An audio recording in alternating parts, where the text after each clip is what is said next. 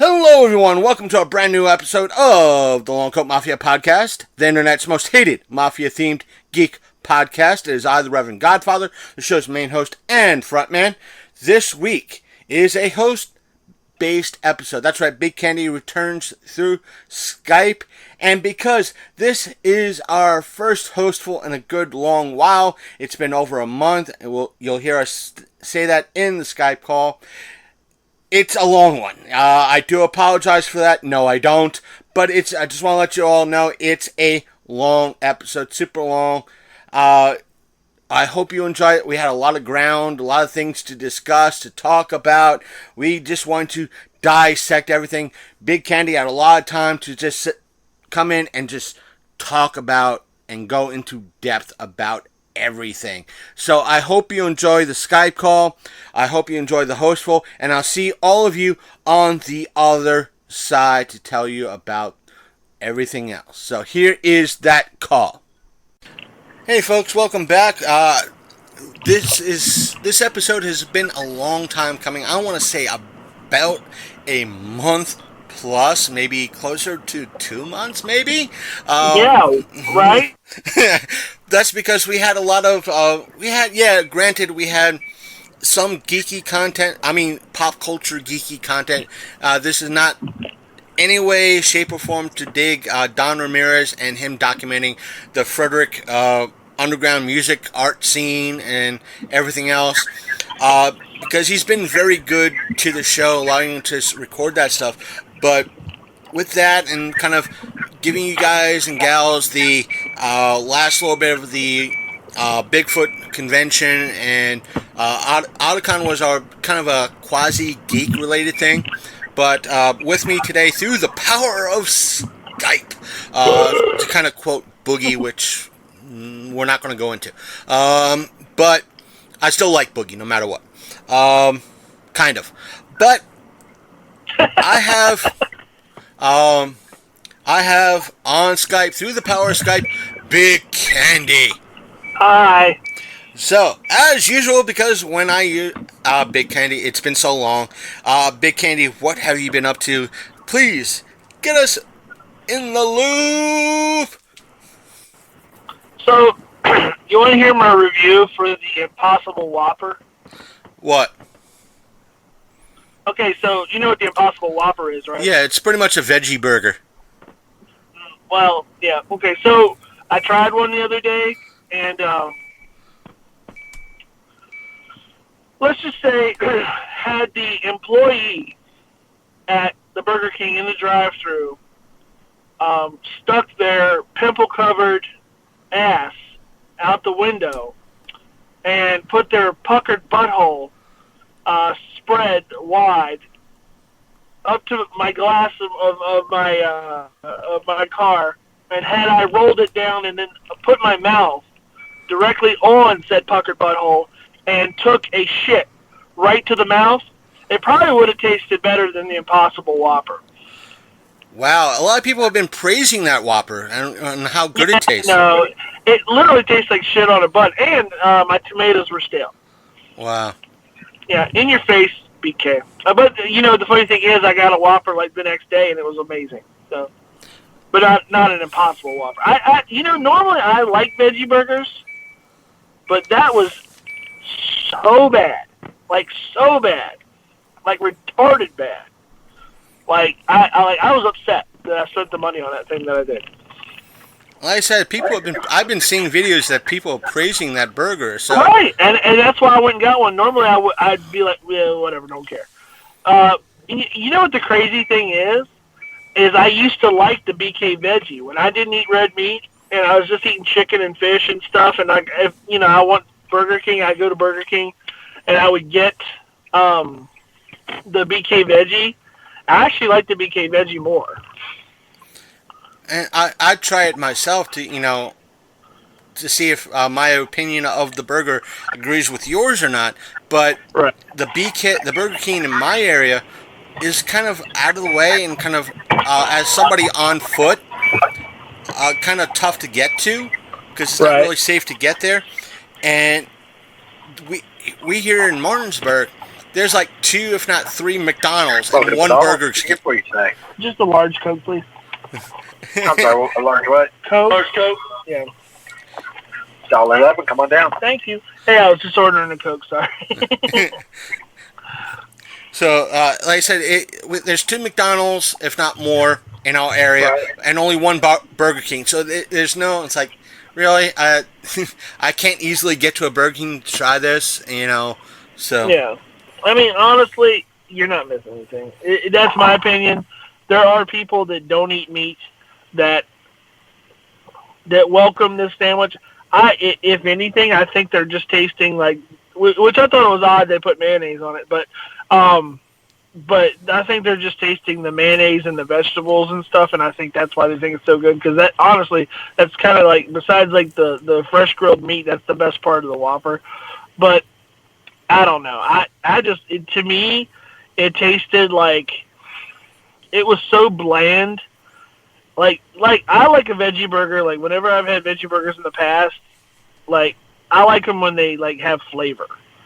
To me, this thing, it just tastes, it like had the, like, when I say shit, it had the texture of shit. Like burned shit, because it was like kind of rough on the outside, but then it was trying to be meat, and it was like, ugh. I don't know. Like, to me, a veggie burger tastes like veggies. It tastes like I don't know if you've ever had a veggie burger. No, but I was about to say that a friend of Michelle's, she's a vegan.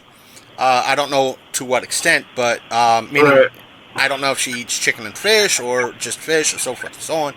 But when there's like a get together with food to bring, she brings vegan meatballs and like a sauce that she makes, and it's like you're eating actual meatballs. And dude, I've had vegetarian and vegan food that you can't tell the difference. Right. Like, I went to there was a place in Baltimore, Maryland, like years ago, when I used to go to a place called Charm City Art Space. It was like up around the corner somewhere, and we went to this vegan restaurant, and I had an open-faced portobello mushroom sandwich. And like, I'm telling you right now, it tasted like the best steak and cheese I've ever had. Like, it was ridiculously good. Like, I would love to have another one, like, right now, to be honest with you. I wouldn't mind trying it, but that's the thing about it. It's like, as someone who enjoys having beef, chicken, and in some cases fish, but I don't mind, like, dude, at least give this a try once. I could be that dude, it's like, I'm not going to, like, hey, you're vegan, I'm not going to try your shit, but... Right. Like, vegan food can be very delicious. It can be very good. If there was a decent vegan restaurant around here, like, I would actually probably, like, go there every once in a while. It's just, like, but vegan and vegetarian, like, hasn't really caught up to our area yet, so, like, your best bets are going to be getting an Impossible Whopper or going to, like, Taco Bell and getting, like, the 7-layer burrito. Like, that's the old staple for people that don't eat meat and you have to go out. They usually get a 7-layer burrito. There's a place here in Martinsburg called Good Natured. The reason why I'm saying it with, like, making it sound like a question is because a few years ago it kind of closed down, maybe, because I don't know if it reopened. It might have reopened store-wise, but not restaurant-wise. Right. But as a vegan place, I didn't really try what they had to offer because it was very, very expensive. That's number one. And number two, it's like, yeah, we have this special, like, vegan coffee and independent coffee, and it's like, all right. I hear the inflection. Yeah, right. And it's like, all right, give me the coffee. Okay. And it's like, all right, I'm thirsty. More coffee. Yeah, that's an extra $3. No. You know what? If I'm going to spend an extra $2 on coffee, I'm going to go to the fucking diner and have freaking Maxwell House, and I'm going to be there for about 30 freaking minutes drinking coffee after coffee after coffee, and I'm only going to get charged once. Once, right? I mean, unless, like, somebody is humping those beans up a mountain and delivering them to you, you shouldn't be charging people $3 a cup of coffee. Now it sounds, for everybody out there, because we record at the Daily Grind, I'm excluding the Daily place like Daily Grind out of this because they are strictly a coffee shop. Right. Because that's what, when you walk into a business, you expect certain things. Like, if you walk into a coffee shop, you're going to get charged for a single cup of coffee. And if you want another cup, you're going to get charged again. Right. And it's when you go to a restaurant, that's not really implied. Meaning, if you ask for a Coca-Cola or Pepsi or a cup of coffee, they're going to keep refilling that cup because it's the cheapest thing on the menu. Yeah. They don't care. And it's fucking coffee. I mean, right. It doesn't cost anything. And it's like one of the things that they also served is not.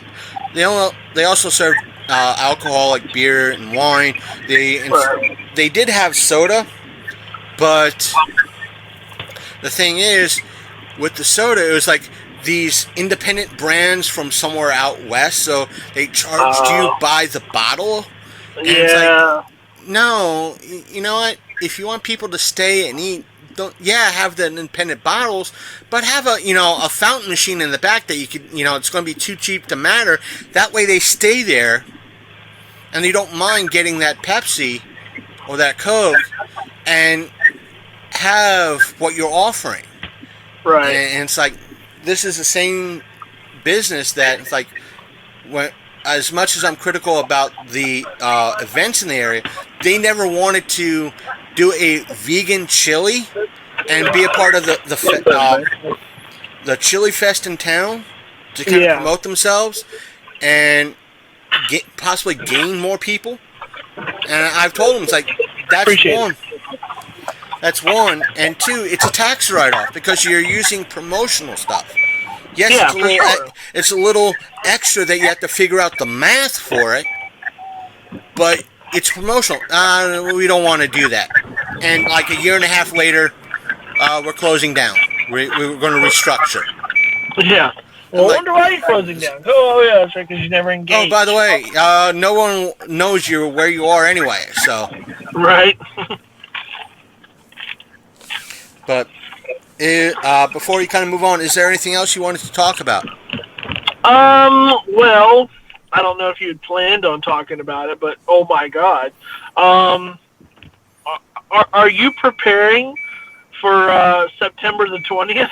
Oh, that might be part of our what we're covering in reference to what's going on, what's going down, and everything else. For the folks at home who have no clue what's going on September 20th, there has been this apparent meme, or it turned out to be a meme. The guy who started it did it as a joke, and the whole aspect is what we're going to do is we're going to go to Area 51 and Naruto Run, which is, for those who don't know about this, it's pretty much running straight ahead with your arms behind your back, straight into Area 51, and storm the Air Force training base that's there. Yeah. And this year, for whatever reason, it kind of blew up or went viral on the internet. Yeah. And apparently, so it started out as a Facebook page called Storm Area 51. They can't stop us all. And the Naruto runners were a part. Because what made me laugh about the entire thing was the crackpot planning that evolved. Like, honestly, I think he just put up the page and had no idea of like what else like to do. So all of a Like sudden, I said, it's come out that he did it just for shits and giggles. Yeah. Because it was just stupid, like, you know. And then all of a sudden it evolved, and like first you had like it was the Naruto runners because like they'll move faster than the bullets can get them.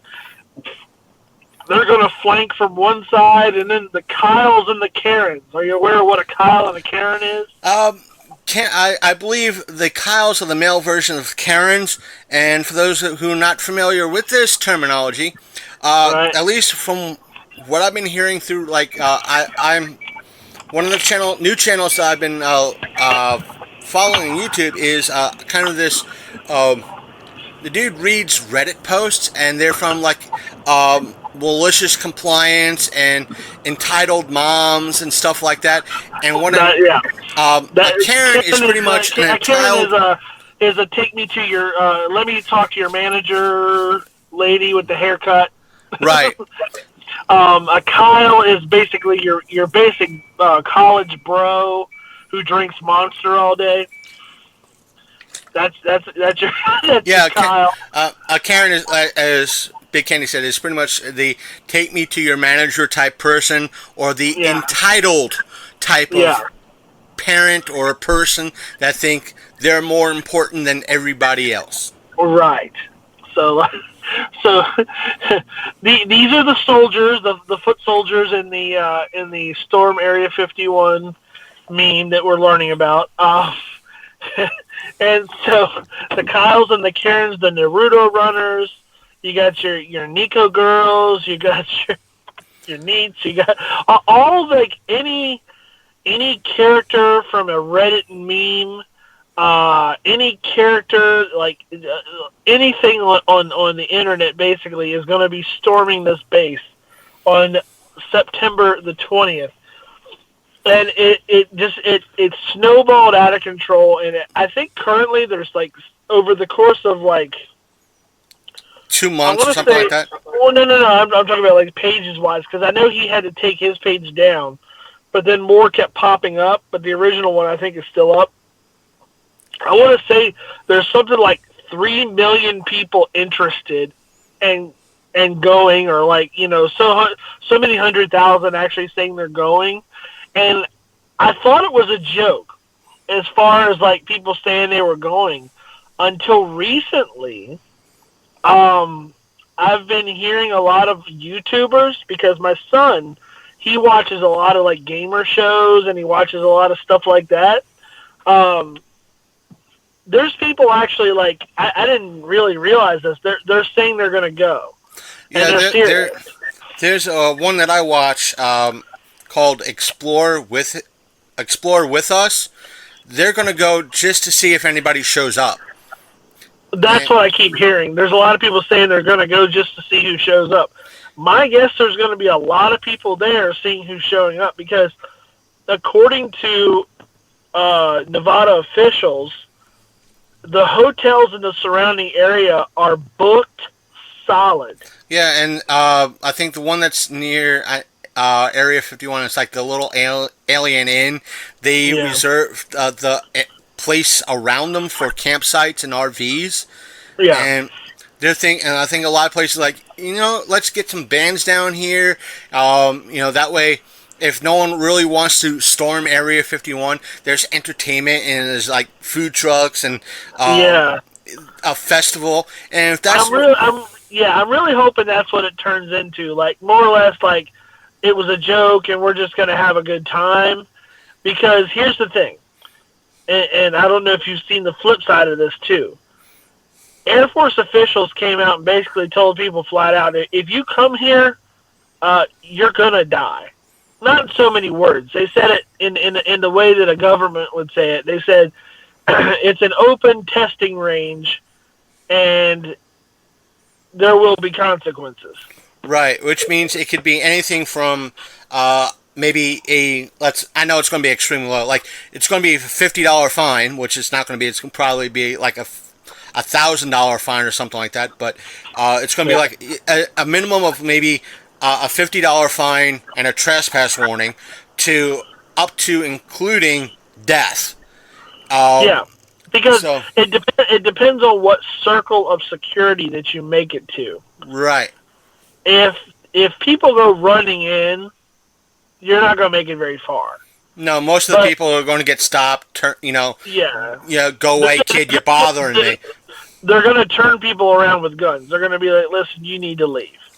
And if they're smart, they won't keep going. A majority of them would go as soon as it goes. Don't go any further, and they hear the cocking of the gun. They're going to go. You know what? I'm going to go back to the hotel. Right. 9 out of 10 will do that. Right. What I'm afraid of is the people that are like doing extensive planning where they're going to take a vehicle and try and outrun security, like base security.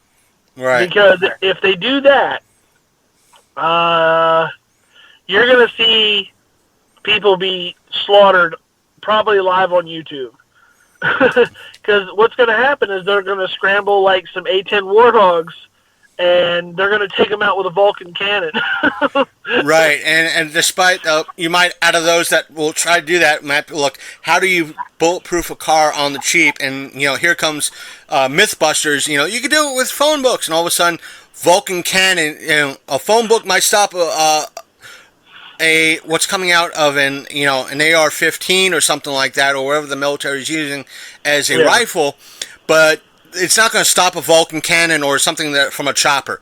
It's not going to stop.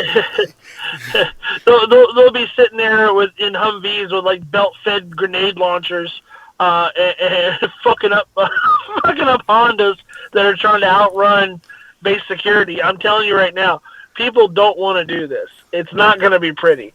Your best bet is going to be just go down there as a goof, but don't enter the base. Just go down there as a goof and hang out. Because, listen, whatever they got on that base, it's probably not that interesting. Let's do, if you want, let's do a basic math percentage here, basic terms. Let's say 1 million people go to the area that is Area 51 and surrounding it. Right. For folks, this is just basic math and estimates and everything from our show, so to speak. Out of the 1 million people, let's say 750,000 are going to go. They're just going to show up. It's going to be like an oversized probably music festival that they're going to hang out, talk about aliens, talk about UFOs. Then you might have a few vendors selling their books and so forth and so on, and a few actual crazies. I got abducted 16 times. Buy my book. Yeah, that's going to be the bulk of the people there. Let's say 750,000. That leaves 250,000 that will actually approach Area 51. And out of that, I want to say maybe if they're smart, and I'm giving the benefit of the doubt on my end, 240,000 will just probably camp near the outskirts of Area 51 to go, I was near the property line, or, I went up to the property line. That's those folks. I went up to the property line, I did it, I walked up, they might have tapped their foot on the line or kicked the fence if they approached the fence, just to say they did that, and they're going to go back. That remains 10,000 people who might actually try to do something stupid, in one way or another, which either sneak in somehow, run in during the day, and either get arrested, get killed, or get fined, or what have you. Meaning in some way they'll go a few feet in, see the camo dudes, turn around and or see the the line of military personnel cocking their guns and just go the other way, which will remain a small percentage of that 10,000 that would think, let's run, let's storm them. They can't stop us all. Right. But there's still going to be that small percentage. It's gonna be really interesting, the dichotomy of who is dumb enough to do what this whole thing's about, and who actually gets to their senses and says, you know what, this was a funny idea, but we're not going to really do this. Right. Because in theory, it's hilarious. Because, if 1 million people stormed a base, I think I read an article that said if the amount of people showed up that actually signed up to come, that said that they were going to go, if everybody that said they were going actually went, I think they said it would be like either the 5th or 6th largest army on the planet. If you counted them as like an army or an attacking force, they would be like something like the 5th or 6th largest army on the planet. And the thing is, depending on what exactly happens, now, I'm putting on my tinfoil hat for this. Of course, it hasn't happened yet, but I'm going to prelim my tinfoil hat theory on this. Right. For the most part, there are going to... It's sure as shit. As much as I didn't want to curse this episode, I'm still going to curse this episode. I'll try to limit. Sure as shit, people are going to show. Sure as shit, people are going to show up. Yeah. Good chance what you'll hear is that it was one big party. Everybody was nice. They cleaned their shit and went home. Right. If anything did happen, or there were actually, you might hear that there were a few arrests made. Right. But anything beyond that, you won't hear. Yeah, somebody got shot, or somebody got shot and killed, unless word leaks out through YouTube or something along those lines. And depending on who's leaking that information, it might be, when you look at, that particular YouTuber's back catalog, that they're close to an Alex Jones type of channel, that they're kind of unbelievable anyway. Right. Well, what I'm thinking, it's not going to take a conspiracy theorist. It's not going to take a UFO nut. It's not going to take a person that's obsessed with the science of it all, or it's not going to be that. What it's going to be some idiot YouTuber that's trying to get content. He's going to go live streaming past that line, and he's going to get shot, and it's going to be on YouTube. I'm telling you right now, that might actually happen. Because we'll see. I don't want that to happen. I don't. Or it's going to be on Facebook by somebody. Yeah, but the thing is, people. I know people. They're going to do it because they're going to think that it'll be some millennial that doesn't think that they're going to shoot them, and they're going to get shot. But and the thing is, you got to think about this too. Realistically, what are you going to do when you get to the base? You can't get in. This is not like that mockumentary that's on Netflix called Area 51. No, that they could easily sneak in with and kind of break in through low levels and using heat, kind of like the heat vision type of cameras and all that. Right. You're right. That's not going to happen. You're going to, I can't get in. I don't know the code. So I'm willing to bet you dollars to donuts that facility has been out there for 50 plus years. If it's as secret as it says it is, there's probably levels of security in and on the base that people that actually work there can't go to. Right. I'm willing to bet you there's places that somebody in Section A can't access Section H. Right, because they don't have enough security clearance to... Right. But and even if they were housing the things that people think that they're housing, by the time... Well, two things. They're probably in an area where you can't easily get to, that's under an enormous amount of security and lockdown and walls and probably floors that move, or it's underground, or whatever. Two, if they were under any like suspicion that people would actually like be able to penetrate the base, that stuff has already been locked up, put away, moved, whatever by now, to the point where if you got there, you wouldn't see anything. You'd just be met with extreme hostility, and they'd end you. Right, and if you did walk off, let's say, by the strange fluke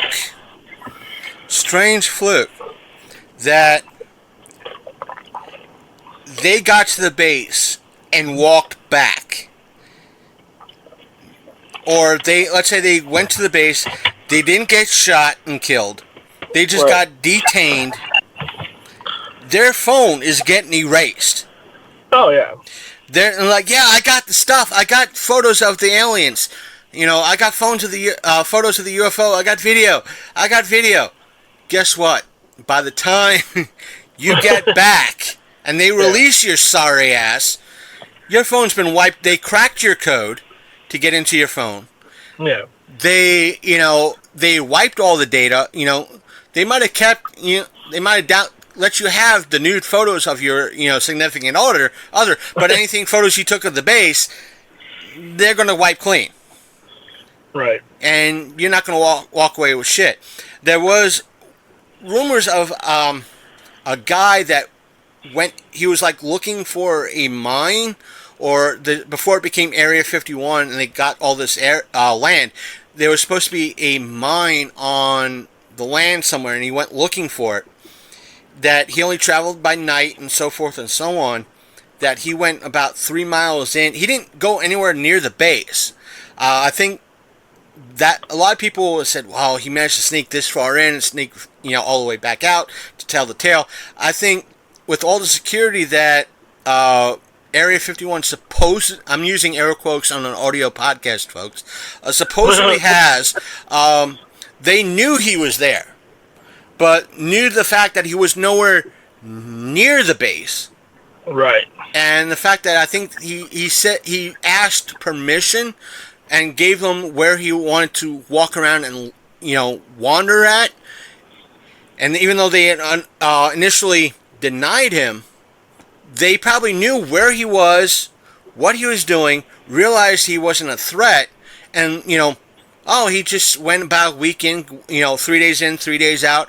He was nowhere near the base, so, you know what? He wasn't doing anything harmless, screw it. Let him have that bragging rights. But on something on this level, this popular, this viral, that's not going to happen. No. One person in a million wandering across that line and not getting caught and coming back, just looking for an abandoned mine, is one thing. Right. Having 1 million people, roughly, or more, wanting to storm the base is something completely different. Yeah. Or having the occasional quote-unquote weirdo approaching the line, taking video of the land, like you have YouTubers now that do it. And taking photos of the camo dudes in their vehicles. That's an everyday occurrence for that area. So they're not going to worry too much about that. It's that one crazy dude that's going to do the Naruto run and try to actually storm the base that they're worried about. What's funny, what makes me laugh is, like, I don't think people really realize, like, the miles of desert you'd have to cross. I mean, I want to say from Reno, or from wherever it's closest. I think it's Reno that it's closest to. If I heard somebody correctly, they drove out of Reno and started driving towards where, like, you go, that you can observe the base. Yeah. And I want to say it's like 3 hours into the desert of just driving in nothing. I want to say it's like 3 hours from there. And then once you get there, and it's like the security ring around the base is so far out that, like, the closest mountain range that you can observe the base from, I think it's called Tikaboo Peak. Yeah, it's already government claimed. Has been for years. I want to say that mountain range that you can observe the base from, that you can climb and actually, like, if you have binoculars, you can see it. Yeah. I want to say that's even further. It's like another. It's like even more miles away. Like, so when I hear people say they're going to storm the base, they're going to run. I'm like, where are you running from? Yeah, the thing is, it's like, even if you were you knew the exact position of where that base was. Let's say the main gate. You might have another 10 miles from that gate, if not more. At least. From that gate, getting there. Right. That's without getting lost. Yeah. And you could, I think many people have said, once you get near the base, there is no cell towers out there. No. It's dead. So that means no GPS, unless you have a professional GPS unit that connects straight to that satellite. Your phone is worthless. Right. No matter I have an iPhone 10 or a Galaxy X, whatever. It's got GPS. That phone's useless out there. Unless you have, a camping satellite GPS, you're fucked. You're literally screwed. Other than that, don't worry about it. Just don't go. I mean, it's just like I said, worst case scenario, what I see happening is there's going to be a group of people that kind of realize what they're up against. They realize that they're going to have to drive in. Right. They're going to get what I'm guessing is either pickup trucks or some kind of an off-road car or truck. And with extra gas. They're going to pile in this thing. They're going to drive as fast as they can, and they're going to get caught. I just wonder what's going to happen. Right. And if they get one, because it's an Air Force base. I'm not sure who owns the chopper. The Army or the Air Force. All they're going to need is like one or two choppers. On the outer rim of security there, from what I understand, like what they call the camo dudes or the men in black or whatever, those guys are civilian private security. Like, they're not military. Apparently those camo dudes, they're like some kind of, they're hired by some company. I forget what the name of the company is. It's not until you get into the base area, like I want to say the second or third ring of security, that you start encountering actual military security. That's where it becomes deadly force.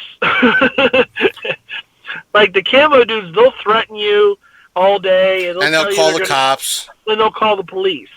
That's their jurisdiction. That's all they can do. Once you're on the live training range, all bets are off. Right. And it's like, hey Karen, hey Kyle, meet this Hellfire missile coming straight at your vehicle. Pretty much, you and all your friends would be seen as an imminent threat to national security, and you would be wiped. Have you ever seen what a 50 cal bullet does to a human body?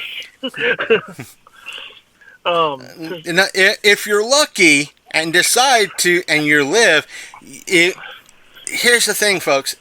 If let's say they don't kill your ass, but by getting to that section, as soon as you get to that section, let's say they capture you, you no longer exist as an American citizen. Yeah, you're done. You Big Candy who, or Kyle who, Karen who, who we don't know this person. This person, they weren't here. They, in essence, you become one of America's missing. Right. Even though you were arrested on base, you became one of America's missing. You have vanished. My best advice to all these people would be this: go if you're gonna go. Have fun. but don't enter the base. Right. Don't go past any lines. Like, because Lord knows, I've always wanted to go out there myself. You know this.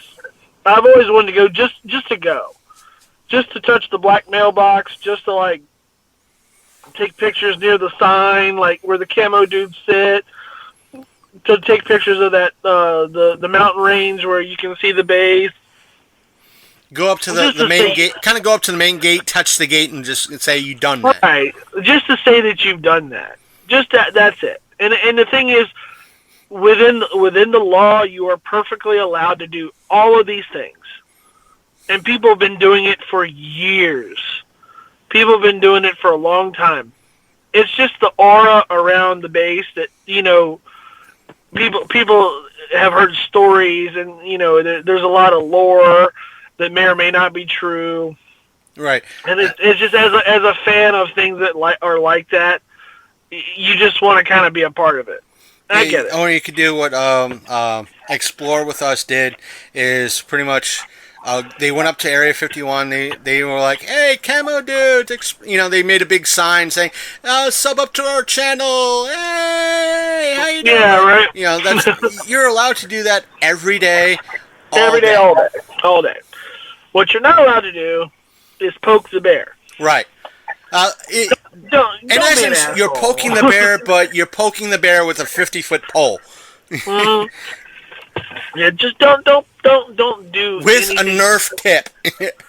Yeah, like, there's no Air Force dude that wants to wake up on September 20th and have to crawl into his plane, helicopter, Humvee, whatever you want to say, take off and shoot an American citizen. Yeah, fire on American citizens. That's the last thing these dudes want to do that day. Like, they want to get up and go just, you know, do their normal routine of not doing anything. Right. Of just flying around and being, you know, the awesome pilots or whatever the hell they are, you know, that they are. Yeah, like that story that floats around Facebook every now and again about the dude that was on that supersonic, you know, plane at 50,000 feet doing Mach 3, you know, and it's like that Cessna gives it his airspeed, then the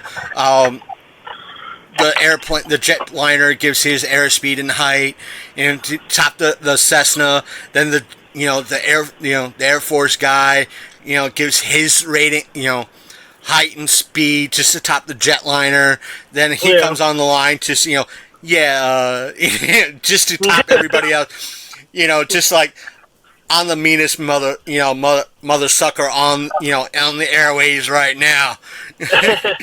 Got me right.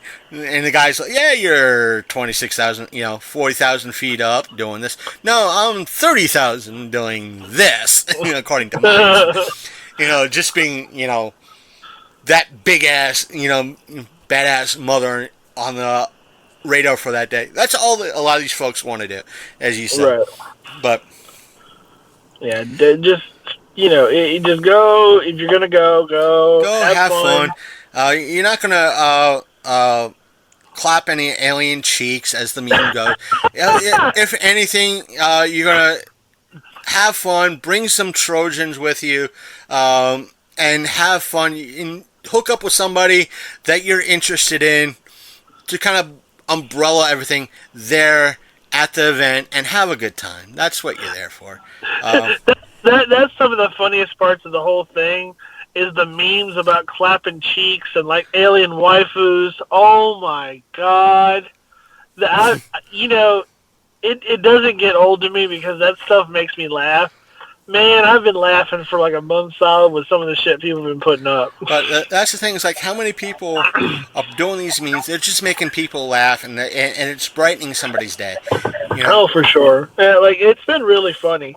Like, if you look at it from the perspective of it's a joke, it's not serious. It's just a funny thing. Oh man, it's been enjoyable. There's been some really funny stuff. And it's like the thing I put up earlier today on my personal Facebook account. It said I put up that photo of Dick Miller. Yeah. It's like I had it on my phone for a while. It's like I gotta put this up, and I put it up, and I was like, "This is a photo of Dick Miller." And yes, it's completely unsolicited. Just using that double entendre. It's like, yeah, I put up an unsolicited dick pic. There you go. And I had one woman's respond with a heart and share it. And another woman just put like they got the joke. And they realized, well, I was just being a fun asshole. That's the whole aspect. I know there were probably a few people that looked at it and went, "Oh God, really? You had to do that? Go for you did a dad pun." It's like, but if you got the joke and you realized it was a joke and you laughed about it, yeah, go right ahead. If I'm just saying to enjoy the day. Anything else? Because to move on to the meat and potatoes of the show, even though catching up, and this is part of the meat and potatoes, but. The first thing I wanted to cover is we have, as normal, next year, I'm going to, like previous years, I post up like 2 episodes, and regarding Otakon in years past. Last year I did it. I think the first year I did it as well. It was like that second episode kind of covering everything. It was dedicated to Otakon with catching up with secondary news. This is going to be a little bit of a catch-up. It's not going to be a full dedicated episode like last year. Just a little bit of news that kind of trickled in since we covered Otakon. At least I covered Otakon a few weeks ago. The exact numbers have not come in yet for those that might be listening, because we as a show that had press passes, we get kind of the exact numbers. Whereas they might announce kind of a rough estimate numbers from previous years. We haven't gotten the exact numbers yet. Like last year was like almost a week after or a few days after we got exact numbers. We got the turnstile numbers and we got the exact numbers. Right. And for the folks wondering, that are new to the show, turnstile numbers they kind of keep track of how many people went in and out of the door. It's different than actual ticket numbers, ticket sales. Or as Otakon puts it, memberships. We haven't got that. The number that we do have is 28,472, which is about 300 more than last year. But that's about average for the Otakon show, right, though? But the thing is, I remember many years ago them saying, "Oh, we've hit like 45,000 ticket sales. We're sold out. We can't have any more." This is when they were in Baltimore still. But when you look at, I have access to their all their numbers dating back to when they started, and none of them are past. A few have hit 30, but most of them are under 30,000. Right. So it's like, wait a minute, didn't a few years, like 10, 15 years ago, or when I went back in 2006, you guys were saying the year before you hit 45, your numbers are nowhere close to that unless you're talking about turnstiles. But you were saying you were capping the ticket sales at this, and you sold out because, the fire marshal. Right. So, and... Well, everybody, I think, pads their numbers a little bit, but...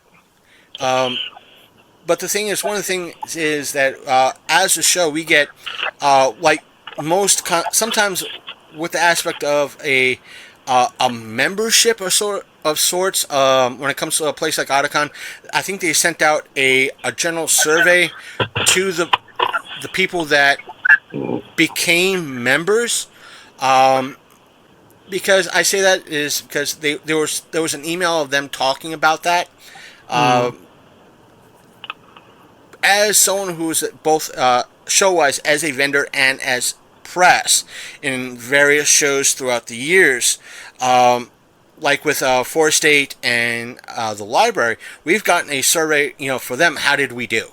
Otakon was no different. We got in essence, we got 2 surveys from them, 2 questionnaires from Otakon. One was they wanted to know what we did in reference to content. And I guess in a way to make sure that we actually did something. Right. Right. Even though, like, when we apply, or when I applied, they ask, what did we do last year, or is there any stuff that you want to tell us that you did in regards to, content that would make us say yes. But that was our first one. It was like, what did you put out? Give us links. The second one was general show. What you think? What were the problems? So forth and so on. One of the things I sent them was that the two main concerns was, from a show standpoint, we didn't receive as many press release beyond press releases, which is Celebrity X. Let's say like last year, Mr. Creepypasta, who runs a creepypasta reading YouTube channel. Right. Fun, polite guy. Nice. He comes off with like a nice guy too. I'm not bad mouthing. I'm just using him as an example. Right. It's like that's the general. Hey, we're getting Mr. Creepypasta, or we're getting this, or this celebrity that voiced these characters and so forth and so on. That's general press release. I told him, it's like, what we got as a show is like, okay, you as press, you're granted, if you want tickets to this event as press, come see us between this time and this time. That's what the emails we'd get. It's press related stuff. It's like, if you want to attend this event, or instead of doing interviews, this guest is doing a press conference. And if it's canceled, they send out another email. I told them, it's like, one thing that I noticed was like there was less emails concerning the show in reference to what was going on, and so forth and so on. That was my first concern. The second concern was that because a lot of press and folks from the show use the Marriott, which is the hotel next door, as a base of operations. We get kind of a green room. We get a press lounge. There's a water machine, and there's sitting area there that we can have something to eat there. It's a place that we could work, put prelim stuff together, share notes with each other, so forth and so on. And one of the things I told him is like there were a lot of photographers clogging that stairway leading up to where these rooms were, these conference rooms were, and the email, I wasn't expecting an email back from Otakon, because it was just a survey. I just sent it out, and I got the email back. It's like, what do you mean about the emails and the photographers? Was it us, our sanctioned stuff? And my reply back to him was like, no, the photos were not. I said I belong to an Otakon fan group on YouTube. I saw the sanctioned stuff that were actually in the convention center. They looked very entertaining, well put together, and everybody was having fun. What I was talking about was the Marriott itself. There was only one staircase, and there were a lot of photographers and cosplayers clogging that staircase. Even though they were polite, it can pose a safety hazard. For sure. And the other things, like I mentioned, like in years past, there was like emails in regards to the press tour and this event and that event. Wait a minute, can I stop you real quick? Go ahead. So when you say they were clogging the staircase, were they up there doing photo shoots on the staircase? Yeah. Yeah, like, I don't know what it is, why they like to do that. Like they love to use like staircases for backgrounds and shit. It wasn't like half.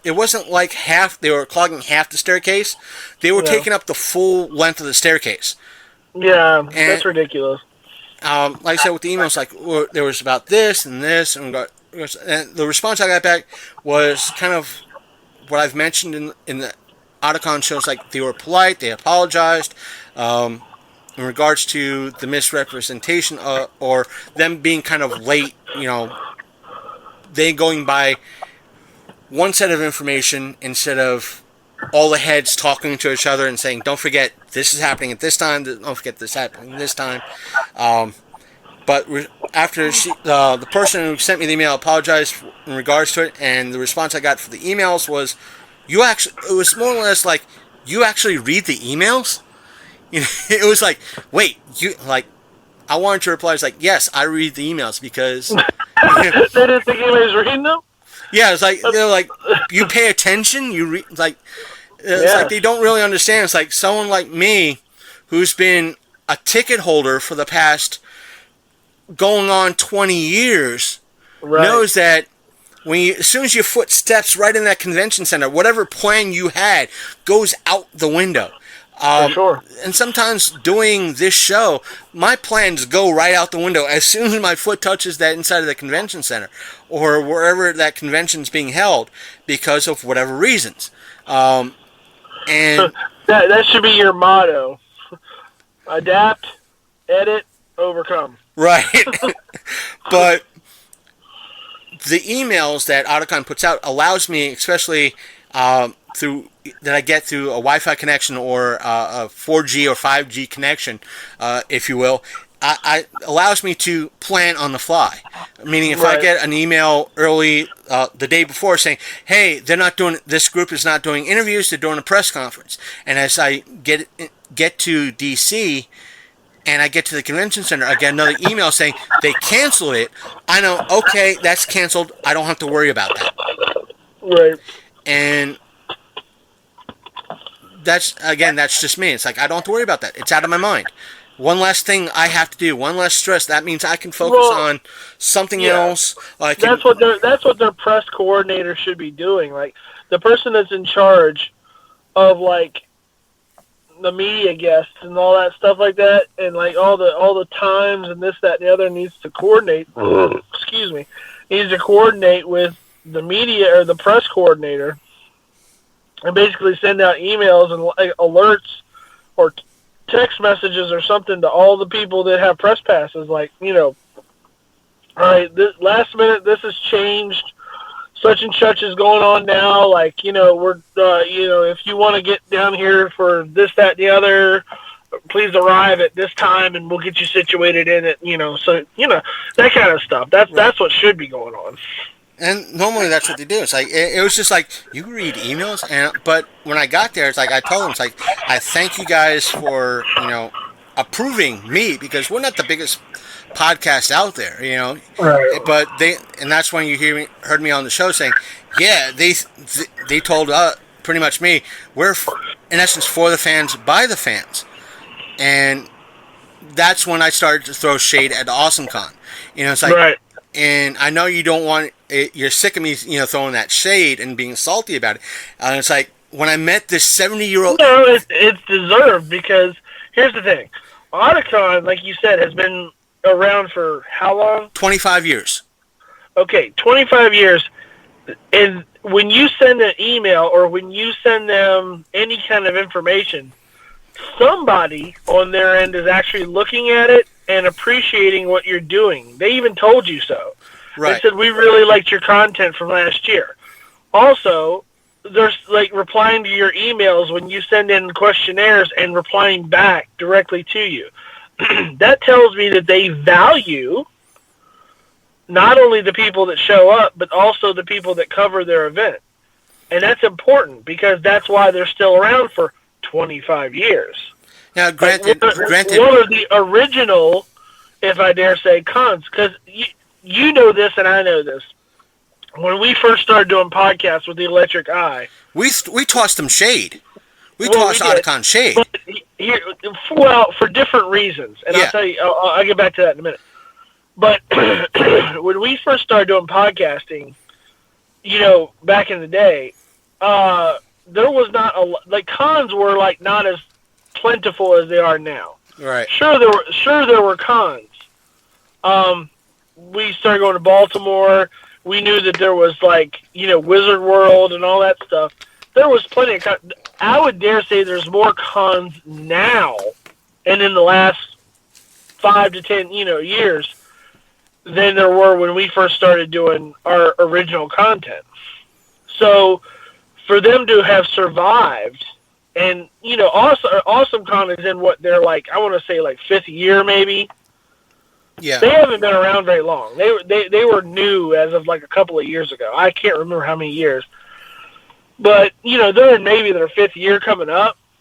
And, I don't think a year has gone by at AwesomeCon that there hasn't been some kind of controversy. I don't know if anything's been happened this year, but like I said, when I spoke to that couple, they were in their 70s at least, if not Right. in their 80s, and they were doing it.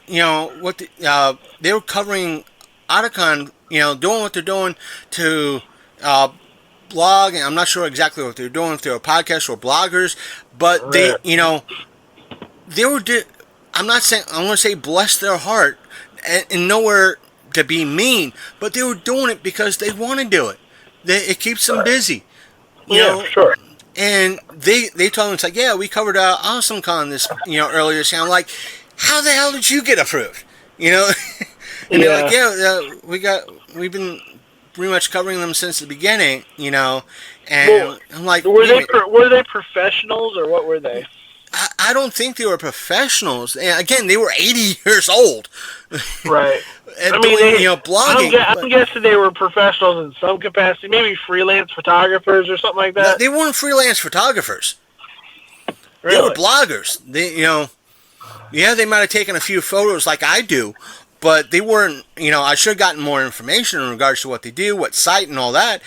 But Right.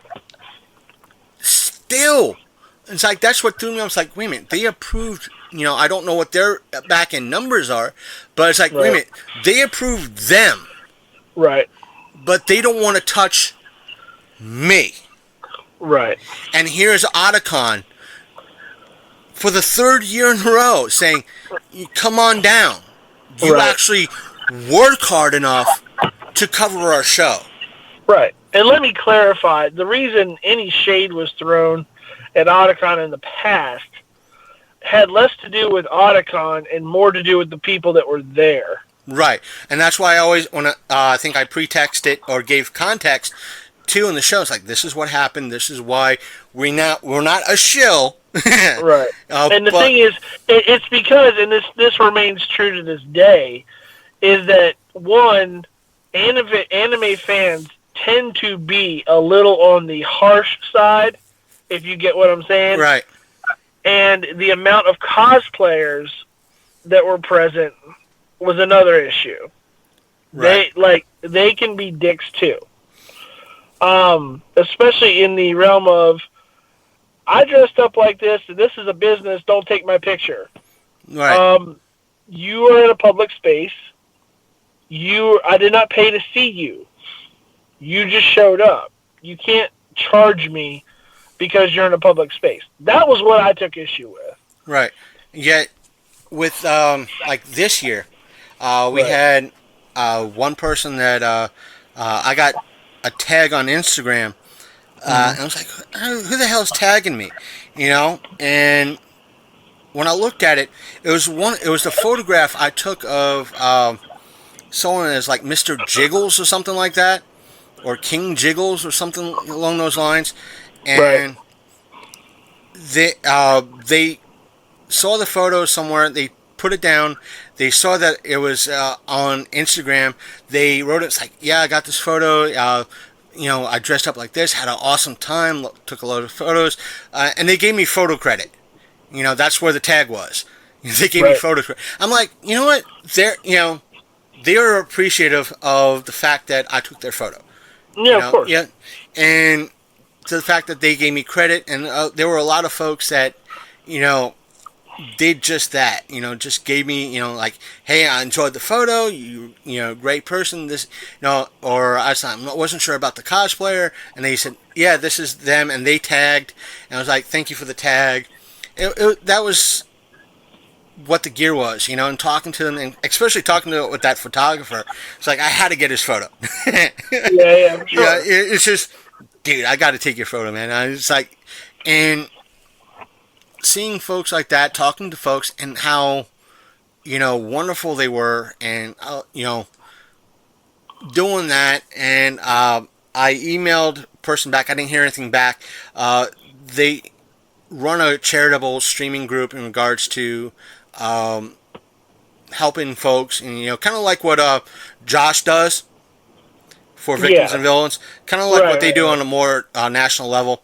But I wanted to do an interview with them right then and there, but it was in the arcade or the gaming section, and blaring behind me was they were doing a Rickroll, and the music was blaring. So it's like everything I catch from these folks that I can't put it up on anywhere because it'll get claimed. It's like it'll get claimed. No, that's not what I want. So I gave my info. It's like, listen, I'd be more than happy if you guys pass off the information. I'd love to do an interview. I could do it through Skype. And like a week later, I got an email from the head person that does it. I said, hey, I'd be more than happy to do the Skype. Please let me know when and where. And I didn't hear anything back. So I'm not worried about it. It's no skin off my nose, but still, it's just, it's just me telling you. It's like it wasn't the fact that I wasn't trying to speak to these people. I was doing my job, Right. or at least trying to do my job. And I tell folks, like, my co-host is the guy that tells me no. Because it's like a lot of people, and this is what I'm going to tell folks. I'm going to be kind of being on another podcast as soon as I get that information, and that gentleman posts that show up. I will share it around. We'll promote it. And it's one of the things I'll tell him. It's like, listen, I don't surround myself with yes people. I surround myself with that neutral person that's going to tell me no. Right. And I'm going to, and really, it's like this is the same person that if I don't do something, he's going to gib slap me in the back of the head and tell me why the hell did I not do that. All right. And the thing is, like I told you in a text message like a couple weeks ago, like if I didn't care, I either wouldn't respond or I would just agree with everything you did. But I do care how your content turns out. As being a part of the show, and like I said, you and I have been doing this, ever since the Electric Eye, and this is like your project, this is your baby. I just help out on occasion, and I'll do anything I can to help out. And if I see you fucking up, I'll tell you you're fucking up. And the thing is, it's like you've come, it's like, you should be doing this, you should go down this road. I think I've approached you for ideas. I've approached Don for ideas, Matt for ideas in reference to how should I approve what, right. To advice, and that's showing, like, you and Matt, and, a way of that. As much as I give you guys a hard time, you and Matt, respectively, that I respect what you guys have to say, and it's like I might be able to. It's something to learn, and right. And that's why you're like I did last year's punk rock flea market. Is the fact it's like, hey, it's Shepherdstown. If I don't get anybody approaching the table, it's still I'm trying something new. Why'd you do Paracon? Why'd you do the Eastern Panhandle Paracon? Well, it's something new, and look how that turned out. I have a connection inside, the Roundhouse. And the guy wants me to, keep covering stuff at the, Roundhouse. And he's been saying, hey, this September, there's going to be a huge craft show. We pretty much tripled the number of people that are showing up as vendors, just get that word out, because he's trying too, and he understands the kind of the drive, and he might see a little bit in me and the show that I'm trying to get the word out. I'm trying, it's that connection, and he knows that. I told him, it's like, yeah, the city council doesn't like my sorry ass, and he kind of understands and smiles and laughs about it, but he kind of understands like why I'll do what I'll do, and he kind of lets me do what I do because for him it's that two-edged sword. It's like this is a win-win scenario. I'm allowing this person to piss off the city council, and I'm getting free promotion out of this. It's like go have fun. But will we do next year? I'll put it in. I'll have the same attitude next year providing the Mark train is still running. Right. Well, like I told you the other day, as long as you give me advance notice, I'm your ride. I'll be your ride whenever you need. The thing is, like, it's No skin off my back gives me something. It gives me something to do anyway, right? Yeah, it's like it's that aspect of I'll have the same attitude next year as I do this year. If they tell me no, it's no skin off my back. They allowed me to do it for like this year. Hey, they allowed me to do it 2 years in a row. Well, they tell me no. I think Otakon's going to allow you to do it. The one that I want you to get, even though you don't like them, I really want you to be able one day to get AwesomeCon. Just so you can get that under your belt. Just so you can go, I got to him. I finally got to him. I annoyed them to the point they actually gave me a pass. I will grow out my beard for like. I should keep as much as I want to shave it off. I should keep it until if I get approved for AwesomeCon next year, just so I could go. That's a challenge if I heard one. That way I could go on YouTube and say, "Guess what, folks? I got approved for AwesomeCon." Yeah, and twirl a little bit of my beard, my mustache. But you will grow your beard till you get a AwesomeCon press pass. Holy shit! 30 years later, finally got it. We've been running the show for 30 goddamn years. You don't understand how long my beard is right now, you bastards. You know what the sad thing is, and I know I've been talking about it a lot, but I'm just saying, I'll throw this out there. You have until September the 6th, I believe, if I read it correctly, if you were to put in for a Baltimore Comic-Con press pass. Oh, you want me to try for it? I would almost guarantee you can get one. The thing is, Josh got one. Josh right. got one. And the thing is, that's what has my hopes up. It's like Josh got one. And what we have in our bank right now is 3 years of Otakon. And plus at least 4 years of Four State under our belt. So it's not... Yep. Not to mention the Paracon from last year, the Bigfoot stuff from this year. It's not like we haven't covered stuff before. So it's one of those things that if I got Baltimore, I'd be one laughing my ass off, and I'll be still throwing shade of AwesomeCons. Like, guess what? 3 years of freaking Otakon and 1 year of Baltimore. I'm telling you, put your money where your mouth is. And the only reason I would tell you to do it, and you know me, this is why I give you advice. If you could get the Baltimore press pass, like I said, I think you got until September the 6th, if I read it correctly. If you could get the Baltimore press pass, and you had the Otakon stuff, it would be one more notch in your belt for this year to put towards the AwesomeCon potential press pass for next year, just to see what they say. Right. Unless they, and this is what I'm thinking, and this is why this is my chaos side thinking in this. If you do that and you get this press pass for Baltimore, if you're interested, like I said, I know that you weren't really planning on it, but should you be actually interested in doing it, and you put it in, and they deny you again, I would be willing to bet you it's a personal thing rather than a business decision. Meaning because I talked shit about them in the past. Yes, and that would be the telltale thing. The ass hurt because you talked shit about them in the past. Now, to reiterate, because you went blank for about 2 seconds.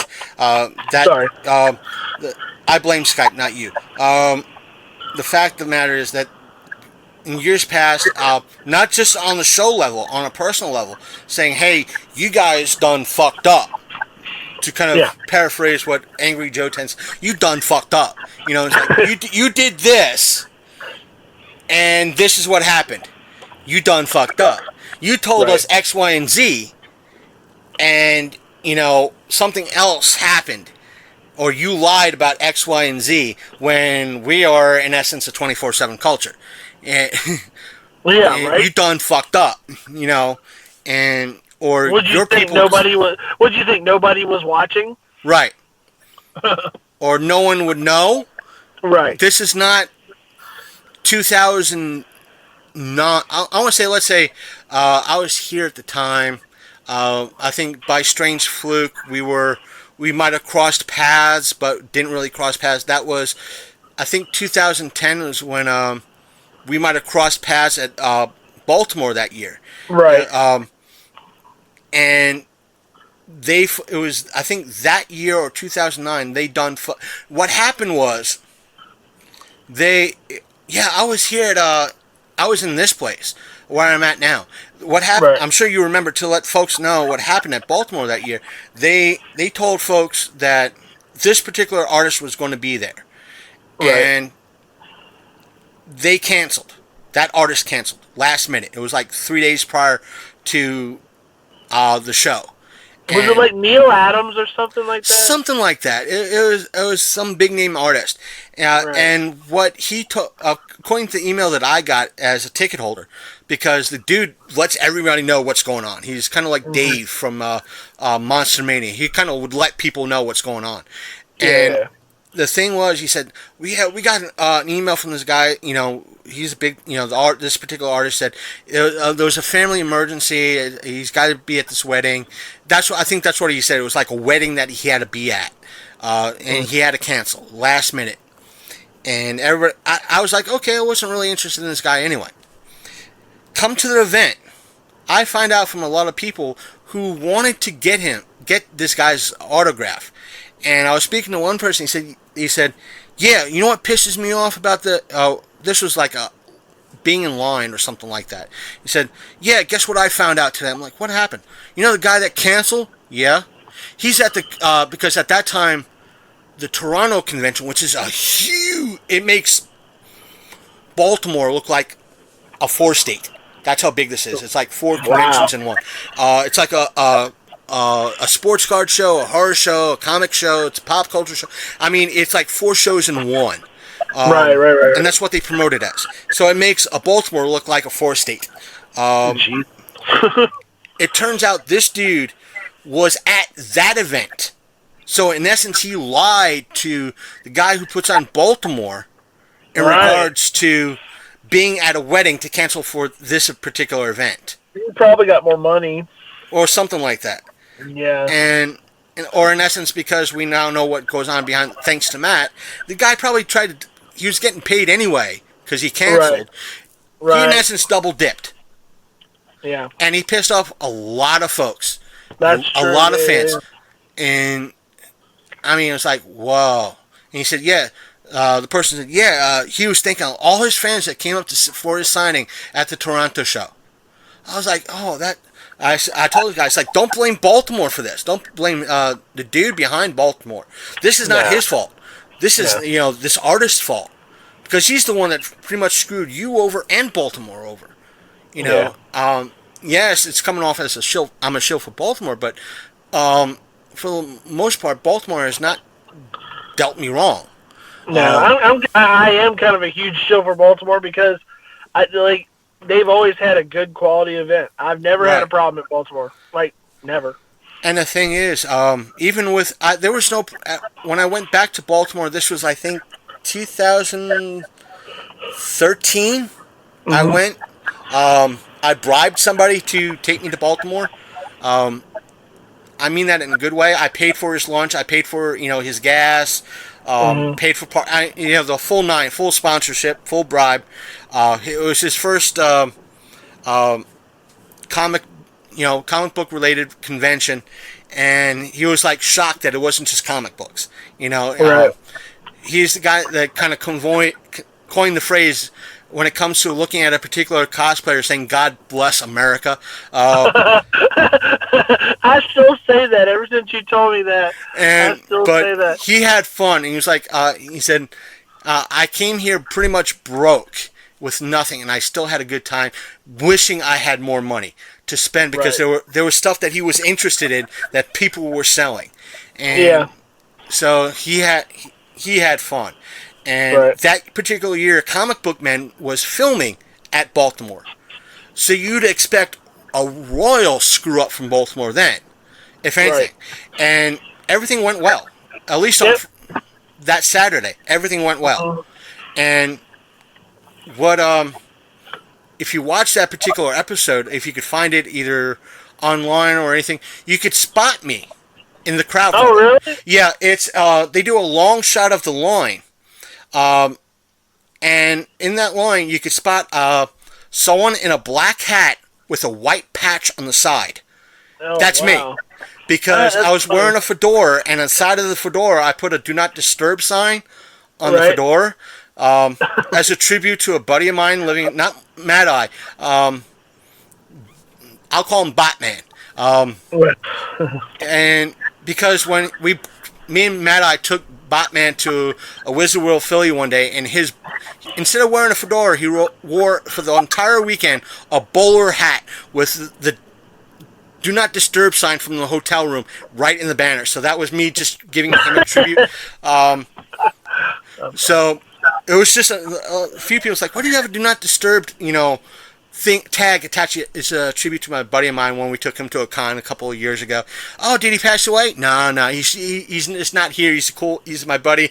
I just wanted to give a nod that when I get my photo taken, he sees the "Do Not Disturb" and he gives me like the thumbs up, that type of thing. So you could tell where I'm at by that hat, because I'm the only one wearing that particular dark hat. Right. That's funny. But So you got another IMDb credit? That I can't. I might have another ID. That's not an IMDb credit, a valid IMDb credit. Right. But I can't. I don't think I could talk too much about it right now. No, but there yeah, might be a that's chance no I thing, right. might be getting another IMDb credit to my name. I might have to speak to the gentleman about it. But Yeah, just save that one for later. yeah, I'll Don't save worry that about it. for later. Just that we helped the dude out, that we know, and he was very thankful for what we did. But to kind of move it along, I'm gonna, even though we've done something about similar to what I'm about to talk about, I'm gonna ask you, Big Candy, can you be a fan of something and not like the parent company? Let's take what we were talking about earlier in regards to the Burger King situation. Okay.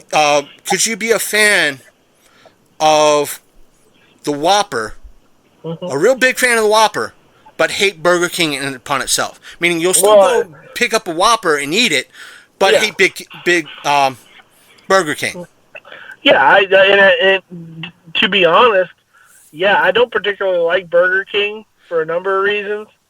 But yeah, I do like a Whopper. The reason why I'm posing that question is because there's been many times we've talked about Marvel and DC in regards to us not liking what they do and liking the product, but not liking what they do. Right. And this is the first time I proposed this question, but it's to because what I want to talk about is there's been, even though I pre-ordered it, it's why I'm kind of quasi broke this week, because I put in my pre-order finally, and it's for Borderlands 3.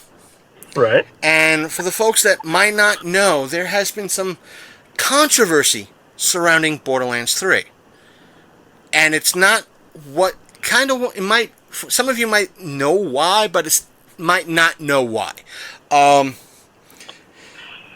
The main reason, the first controversy that came out about Borderlands 3 is that instead of it being on not just the PlayStation Network and Xbox Live, but on the PC side, the computer side of things, Right. it was initially supposed to be on Steam, but because Epic Games now has a Steam-like service, I'll put it like that. Basically, Borderlands 3 became a timed exclusive on Epic Games. And this pissed a lot of folks off. A lot of gamers off. Now, for those who don't know, to give you an idea why this happened, behind the scenes from what I found out, is that my numbers might be a little bit wrong, but they're for just examples only. To give you all of you an idea of why it's a timed exclusive. Steam, on their network, when a game gets posted up, whether it's a indie title or a title like Borderlands 3, out of every dollar, the company gets like 75 cents. The rest goes to Steam.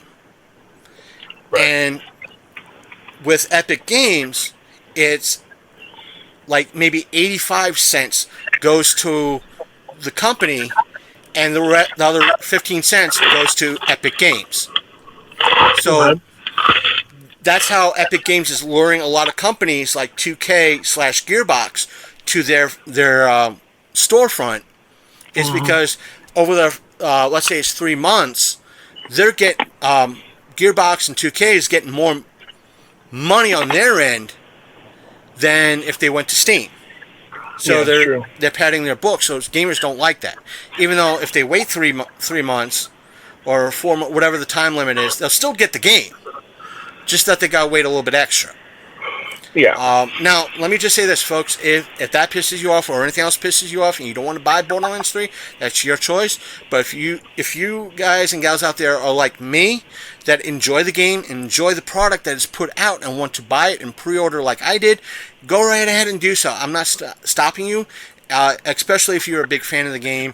Like me and Big Kenny kind of agree with, if you're a fan of the product and you want to buy the product, do so. But if what we cover pisses you off and you don't want to buy it, that's also up to you. But the second controversy came out a little bit more recently. Apparently that there was a leak, someone got a copy of the code or a copy of the game, that a pre-copy or a review copy, or that just had a section of the game in it, and they went through the code on Twitch, and they saw some stuff that was in the game that might be in the final product. And from what I was told, that there was this YouTuber that watched the stream, recorded the stream, then reported it out on his YouTube channel in regards to, hey, this is what we kind of heard, it's leaked information, we don't know exactly if this is going to be in the final product, but it'll be nice to see this particular stuff in the game. And because he reported on this leaked information, Gearbox and 2K sent 2 PIs to his house. What? Yeah, and told him, just to ask what happened, and they said, how dare you? You know, they pretty much bullied him. It wasn't like, you know, can you please take this video down? Nothing like that. They pretty much, you know, threatened. There's been wide spectrum of reports saying that, you know, they were threatening them, so forth and so on. And after this encounter with these 2 PIs that came to this YouTuber's house, I think within 2 or 3 days, 65 copyright strikes were on this person's, because this guy was a Borderlands, he covered a lot of Borderlands stuff. He did Borderlands, from what I heard, he did Borderlands Let's Plays, and he covered a lot of Borderlands news. And he copyright struck like 65 of his videos, and I think as of this recording, they copyrighted struck everything. You can't find his channel on YouTube anymore. They pretty much took down his channel because of this. And 2K/Gearbox said, no, the stories that this one particular side has been saying is not true. He pretty much stole this information, or, you know, it wasn't like Gearbox was denying all this. They are actually admitting to it. But instead of saying, hey, he shared leaked information, what he did was bad, and he should just take down that video. No, they just bullied him off YouTube. They pretty much shut him down. No, that's the name of the game now, is shutting people down. And let's see, I'm just reading my show notes. It's not like us that we have one Borderlands video up on our channel. It doesn't have that many views, but still, it's there. You know, it's when the new it was like a bonus DLC for Borderlands 2. At the time, it was free. And I want to show how to get this particular exotic weapon, which you could get. It's got some views. I think people enjoyed it. It's got a couple of likes on it. But still, I didn't get received straight. But then again, I did what everybody else did.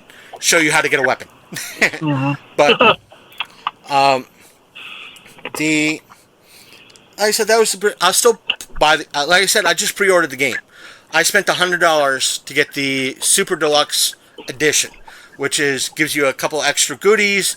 It gives you the season pass, and plus I'm a part of the VIP, what they call the free VIP program, which means it's a easier way to enter in like their shift codes, and plus you doing stuff like checking Twitter or checking a video that they put up on YouTube through this particular site earns you points, and once you could turn these free points into like, hey, I want this exotic weapon on Borderlands 2 or the pre-sequel, or he'll give me an extra weapon in Borderlands 3. It's that sort of thing, it's free, it's for the fans, but there has been not just that. One of the characters that's in this game is pretty much a robot, and the character's name is Flack. He's registered as the Hunter. One of the folks who voices the character, one of the characters in the game, pretty much came out. I don't want to cover it too much. I'm just going to mention it. Came out and said, this character is non-binary. They use the they/them pronouns. And I was like, oh God, really? It comes out in less than a month. Shut up. I'm not going to, that's all I'm going to say. It's like, I was like, shut up. If you want to talk about, let the game be released first. Let this boycott Borderlands 3 and everything else slide. Don't give them a call, folks, to be, it's already, you're saying this, you're causing folks to say, do videos and talk. Yeah, granted, we're talking a little bit about it. Or the haters like, oh, look what, this person's saying about this character. How dare they? It's like, shut up, do it. Please let Gearbox in 2K get their money first, then start doing the scrap. That way, you're minimizing the damage. Just hush, hush. That's all I have to say about that, unless Big Candy has anything to add to it or ask me about it. But no, no, not really. Just because I don't play Borderlands, so. It's one of those things. One of the other things I heard is that it might be crossplay, and allow people on other systems to play with each other, which means that if you got Borderlands 3 for the Switch, I could join you or you could join me in the game, that sort of thing. But I don't know yet. Gearbox said there's no real plans to have crossplay yet, so we'll see. I will say, since we're talking, and it's a little bit off subject, but since we're talking about video game kind of news, I'm very pleased to announce and hear that if anybody out there has had problems with your Switch controls, have you heard about this? I think so, but hasn't that kind of issue been going around for over a year now? It has, but they wouldn't officially address it until lately. So drift, as they call it, is a real problem. It's a problem with the way the Switch controls are made. And eventually your joystick, your Joy-Con, will break down inside. There's just a little ring around something that breaks, and it causes your character to drift. In other words, like say you have a character in the game who has up, down, left, right controls, eventually when this piece breaks, they will just randomly, without touching the controller, move forward or crouch or, something that you're not controlling them to do. And it becomes a very big problem on a lot of games. So, Nintendo officially announced that, basically put out an internal memo that if anybody calls into the repair center looking to get that fixed, they will fix it now, free of charge. See, that's the weird thing. You hear this about Nintendo having this issue, and people complaining about it. Now, I'll say this one, that the new revised version of the Nintendo Switch comes out later this year.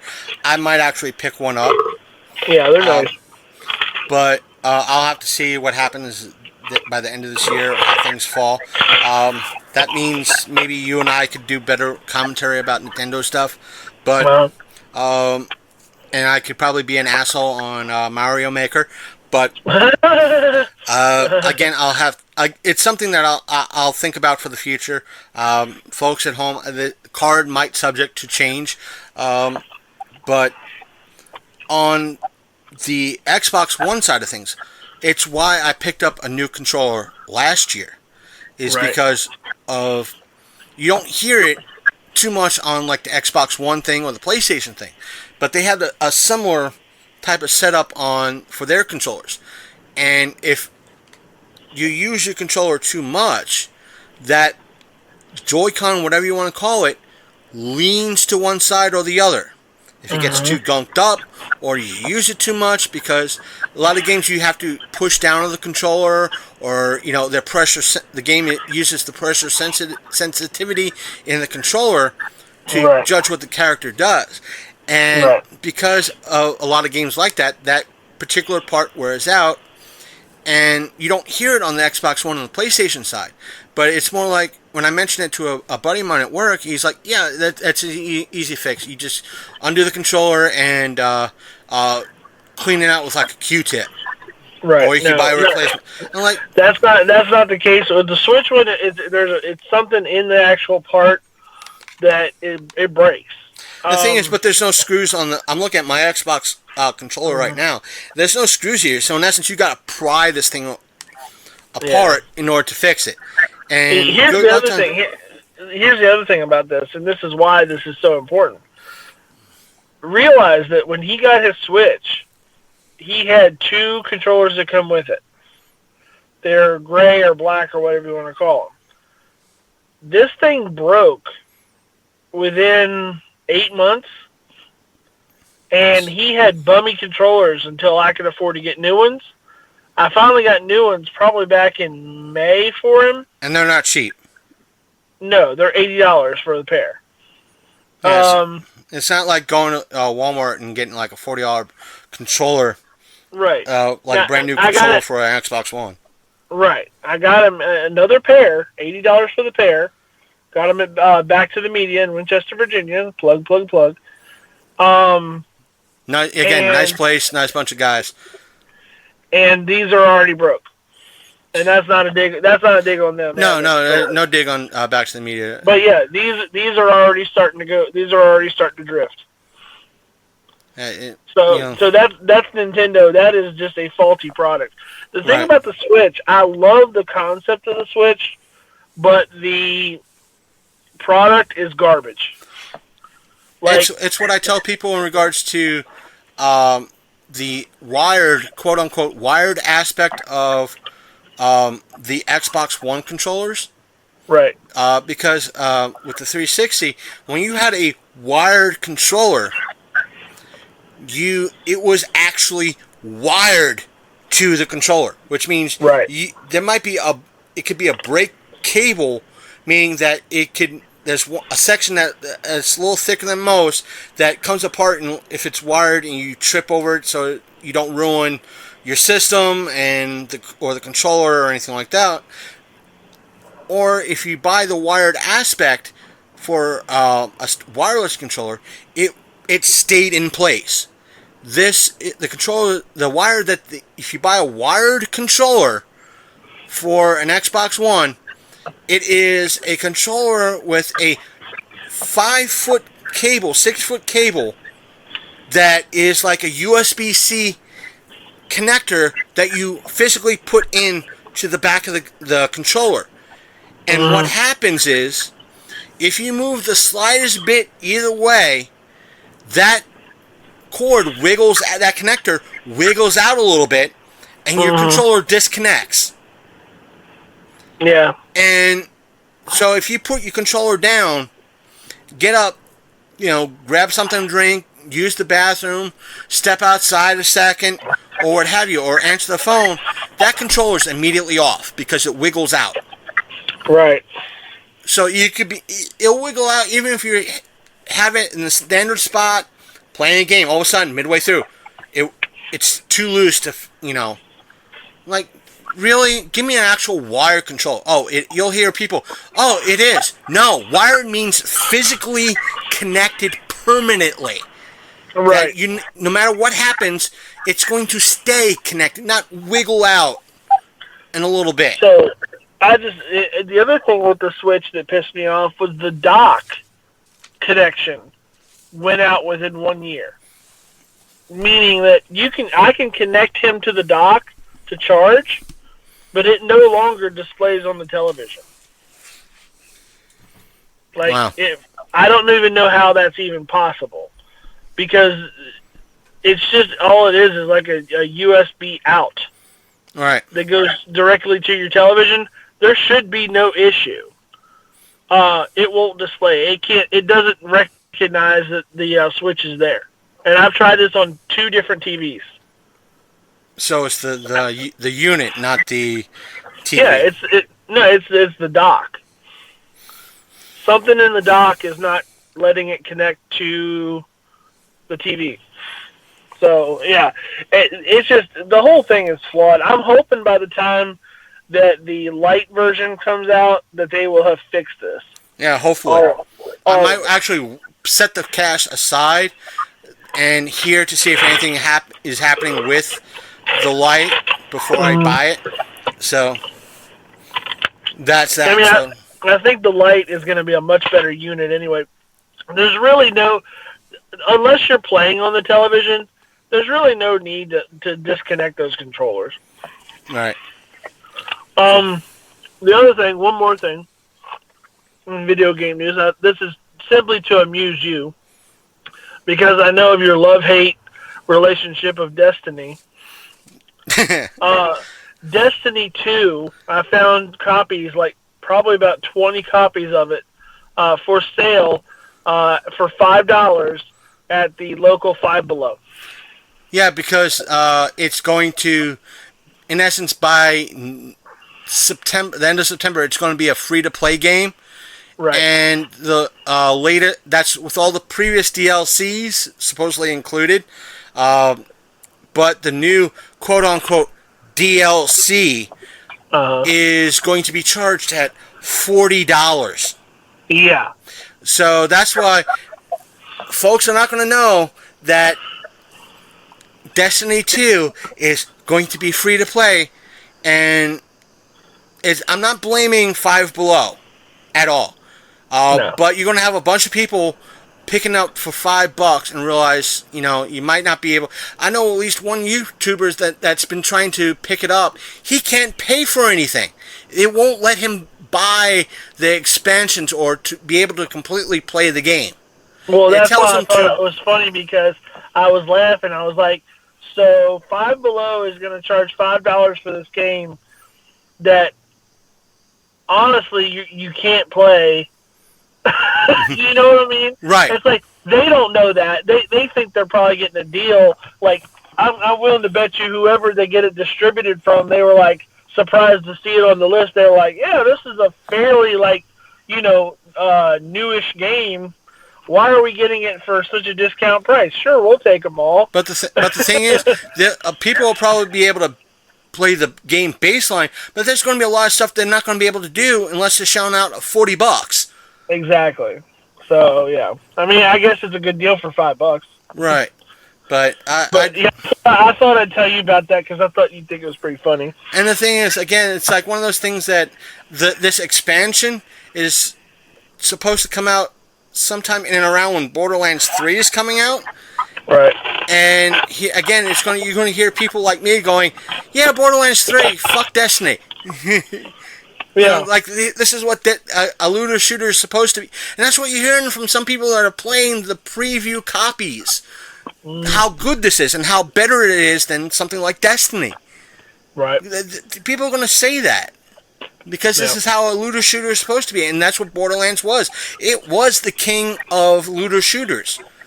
Right. So, to kind of continue with the video game topic before we go on to the next little bit, because it kind of correlates. We're talking about video games.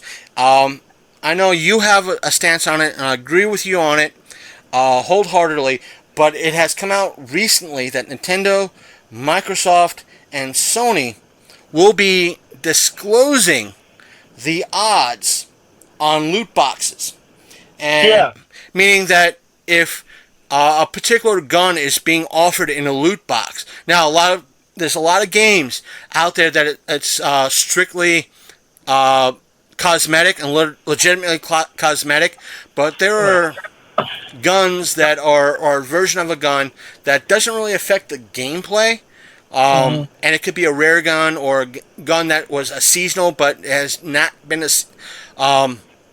the rates of that gun could be a little bit higher now because it's out of season, meaning it's a Christmas or a holiday, winter holiday gun, or a skin of that particular gun that, because it's no longer the winter holiday or the summer holiday or whatever, it's now a rarity, or it's still in the system.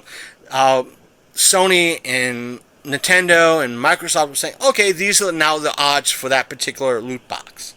Oh, that's good. But the thing is, they claim, these companies have come out and said, it's not gambling. It's not. Yes, it is. It is. And the thing is, I think it was like Activision or something in Europe said it's not gambling. They're not loot boxes. It's surprise mechanics. No. No, it's gambling. It's okay, the next time I go up to the casino and I play the slot machine, I'll call it surprise mechanics. Right. And it's not gambling. And like when I saw the article in regards to odds being displayed, and it's not quote unquote gambling. Let me guess. The fact that isn't lottery considered kind of gambling, and they give the odds freely? Yeah. Out there, and doesn't casinos in Vegas sometimes give out the odds on they could tell you the odds in regards to getting 21 at blackjack. I was gonna say, if they don't give them out, you can find them published. Right, they're published, but they don't really hand them out. But you could get cards in like Vegas and Atlantic City saying the odds to get like 21 in a blackjack or something like that. You can find them. They're easily get out there. Well, but you can find the payout information because they have to. This is kind of getting off subject, but with I'm just using it as an example. With slot machines, you have to tell the state what your payout ratio is. That cannot remain a mystery. It's part of the gaming department or something like that, Department of like gaming or something like that. They have to publish those odds. And what's really funny, if you ever look at them, everywhere except Las Vegas, Nevada, is really terrible as far as like you getting money off of the casino. Hollywood Casino over in Charlestown has the worst odds in the country on their slot machines. Their payout is the worst nationwide. If you ever look up the stats, they have the worst payout nationwide. But you can find those stats published online because it's something they have to make available. All right. And speaking of Hollywood Casino, oh boy, no, nothing bad. Just that I want to check them out because guess who's appearing at Hollywood Casino? Larry the Cable Guy. No. Stephen Wright. That was actually tonight. That was Larry the Cable Guy.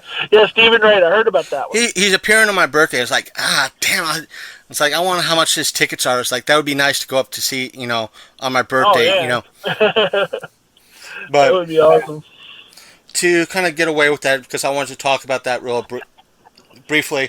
But the thing is, in regards to these loot boxes, before we continue, it has come out and been rumored that YouTubers and streamers like Ninja, they get better odds, which means that if someone like Ninja, it's for those who don't know, there's a person who was on Twitch. He's now on Mixer.com. He goes by the name Ninja. But YouTubers like Boogie2988 and Angry Joe, if they do Let's Plays on Twitch or whatever, or even on YouTube, because it's so big and so popular, instead of a skin or a gun being at, let's say, 1,000 to 1 odds, for them, it's maybe 100 to 1. Right. I'm not saying, Angry Joe would be the first person to kind of call that crap out. Right. But I'm just using him as an example. Yeah, they would reduce those odds, so when he's playing a game on Twitch or on YouTube, or showing a clip on YouTube, someone like me or you or, whomever sees that and like, wow, Angry Joe got, this particular gun. Maybe I can get it too. Yeah, you'll be able to get it, but he had better odds. Right. For the sake of argument. And that's sad. That is legitimately sad. That these companies are using, because we kind of covered the that sort of thing like 2 or 3 years ago on the show when the whole CS:GO scandal kind of broke.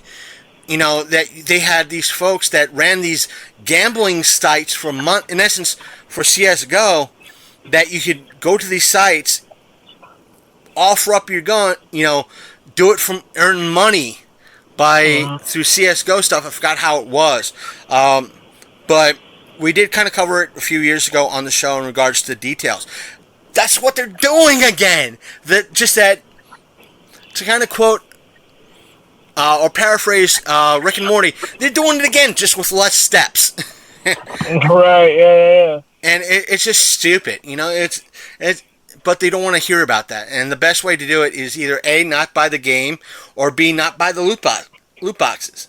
But even to speak of like Angry Joe, like yesterday, I think it was, he has a video up talking about that this particular game has a whale event. Again, for folks who don't know, someone who puts a lot of money in gambling is called whales. Right. Companies that like gambling, like the Hollywood Casino, like these folks that tossed thousands upon thousands of dollars at a time, or millions of dollars in their casino. They love these people because they're giving all their money to them. Gamers use that same term because they're giving all their money to these game companies for loot boxes. And what Angry Joe was talking about is that this one particular game, it's not so much free to play, has a whale event that you could have these particular loot boxes like 70 or whatever for like $70, like 10 or so for $70. And his thing was like, the point is, if it's free to play and you put like a couple bucks, yeah, that's fine, but you shouldn't be pushing this stuff. No. You shouldn't be pushing it. You shouldn't. And if it's the main point of the game, don't do it. And he says even he gets flack from folks that are, in essence, kind of shills for the game, because that's all they do is play the game. Right. And he's like, yeah, if I do it, yeah, I put like $5 or $10 for it. You guys are paying, you paid $60 for the game, and you're paying $600 a week on this.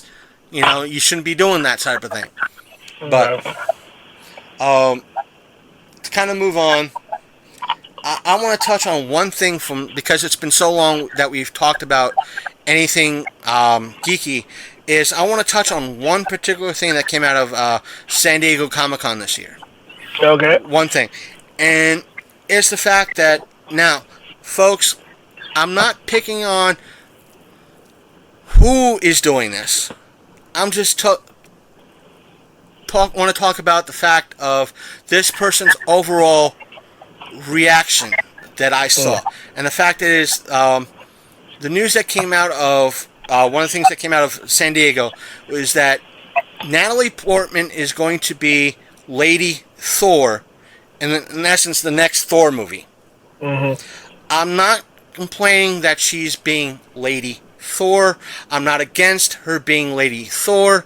I understand why she's going to be Lady Thor. Just that my gripe is that when you see the photos or saw the photos of her, she was like not interested, not enthused. Like, as some people used to say when they saw her in like the later Star Wars movies and the Thor movies, like she just was there. Like she was just phoning it in. You want to know why? And I bet you I can tell you why. Why? Think about how people react to everything now. No, don't get me wrong. People do like certain things, but think about the way that they react to everything now. Everything is met with skepticism, criticism, trolling, like you name it. The internet is horrible to people. Yeah, I agree with you on that. It's granted, she knows what she's getting into. She's an adult. She knows what she's doing. Not to mention, she's had history in regards to having issues. I think she was at odds with during the filming of like Thor 2. She was at odds with the director or the producer. Right. And not so much that. But here's the thing: if you're going to step into a role, and I'm kind of playing devil's advocate with this, but if you're going to step into a role such as as Thor, but Thor as a woman. Now, this is very much, if you read the comic books, if you know the history, it's not Lady Thor, not to correct you, but It's not Lady Thor. She is Thor. Whoever wields the hammer is Thor. Okay? So, this is something that everybody's going to have to kind of get past. If she knows that history, she knows exactly what she's getting into. So, I think a deadpan reaction possibly to this would be a defense mechanism against harsh criticism, kind of in advance. Now, let me just say this too. I understand why they chose Natalie Portman to play this role. Yeah. Because she's Jane Foster. She's Jane Foster. But and since she's going to be in essence like maybe an quote unquote alternate universe, from what I heard, an alternate universe Thor, or in a timeline where she was worthy to become Thor. And I can understand that. I understand the aspect of the comic storyline of it, so I understand why they chose Natalie. Because of that, I understand that. One of the things that happened at the press conference for this is that she needed help holding up that hammer, which means by the time this starts filming, she has to, I'm not saying it's strictly possible that, to kind of use Chris Pratt as an example. He was a chubby guy before he became Star-Lord. Really chubby guy. And he lost the weight, he bulked up a little bit, and he became Star-Lord. So, just at this moment, there is that possibility she'll start kind of weight training, kind of bulk up a little bit, and she'll be able to fit in the role a little bit more. Because that's what actors and actresses tend to do. So, but my first knee-jerk reaction is like, no, I hope to God she's not going to phone it in. I can understand where she's coming from, but couldn't they bring in somebody else more enthusiastic? It's like, I'm not picking on the fact that, I'm not saying women are bad. I'm just saying the person for the role could have been chosen better. I understand why, but, it's just, it was almost that, like what you're saying, that knee-jerk reaction. It's like, I understand why, but they could have if this is going to be an alternate universe Jane Foster, Jane, you could have chose anybody. Well, I think they want to stick with Right, somebody that Jane people Foster know. that everybody knows. Plus, Natalie Portman is a big name. She's particularly good in the role, as far as I'm concerned.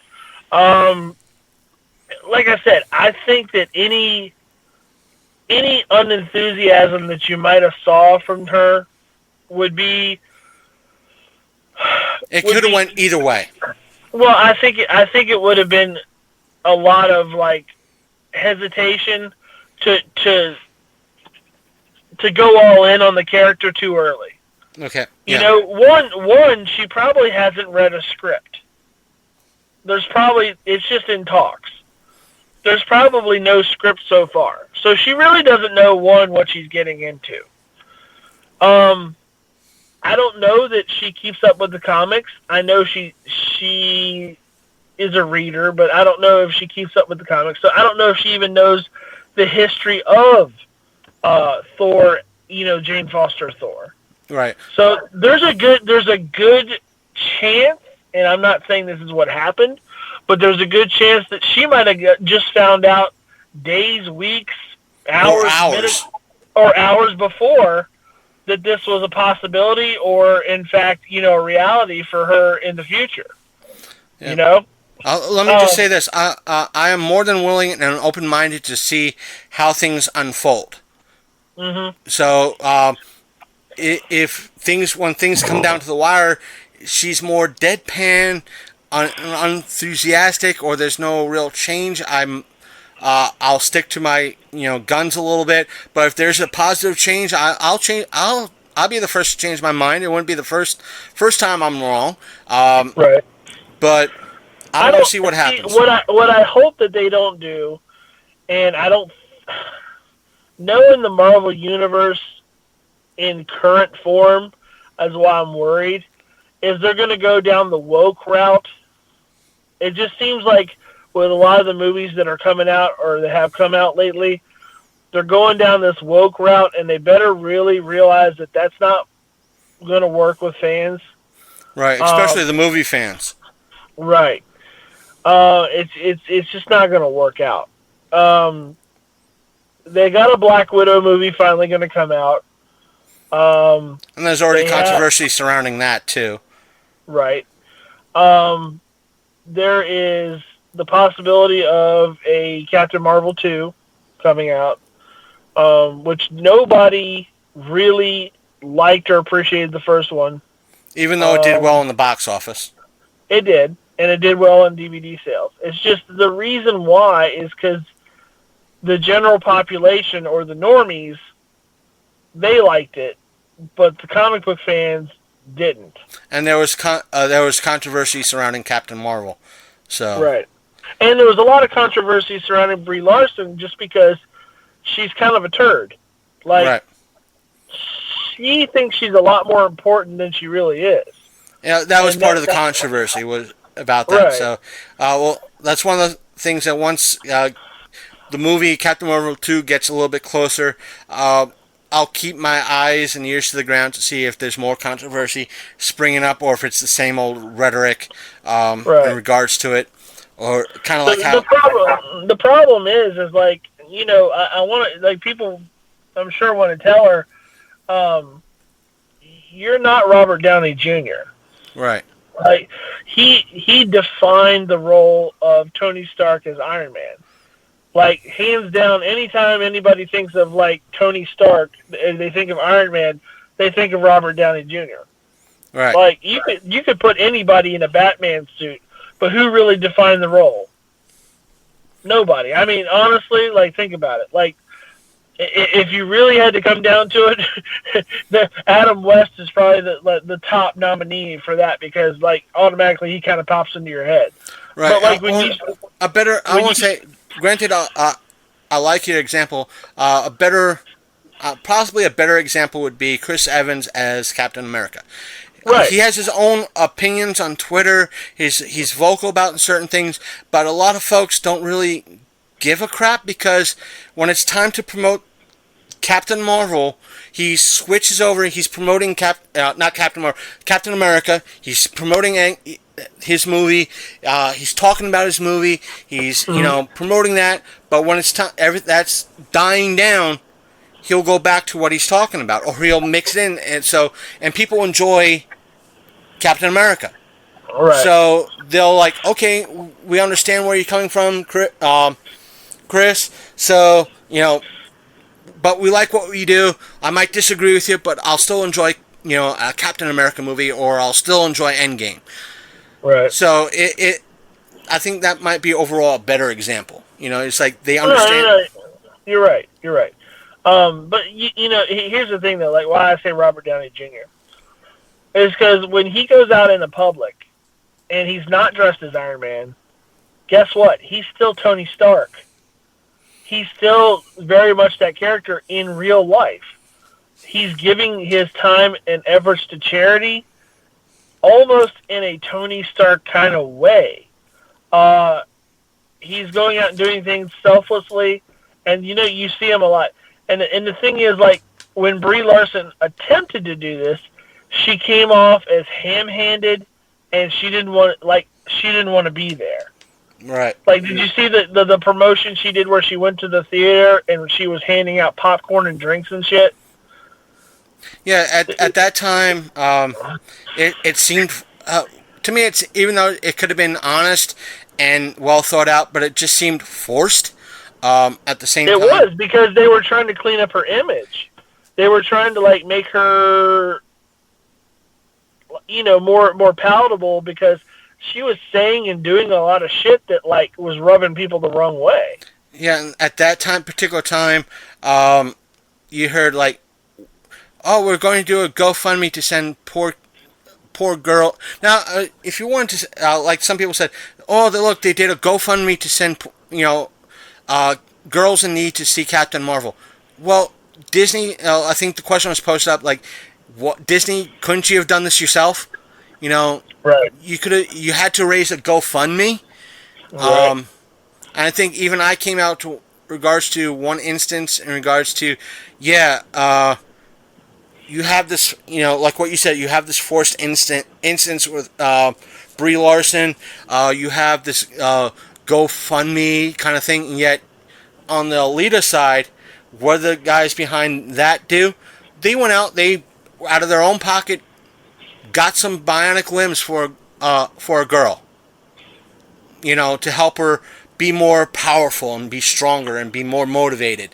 Right. It was like and it wasn't in the forefront. It was like everything what at that time Brie Larson was doing, it was in the forefront. But it was like everything that Alita was doing and was going on promotional wise for Alita was underneath the radar. And I think that's why a lot of had a lot of push for Alita. And even now you hear some folks say, yeah, it's this far out from Alita and Captain Marvel, and movies for Battle Angel Alita are still being sold out, yet what should be also happening with Captain Marvel isn't. And so that kind of says something. But then again, I think that excuse is a little bit too different.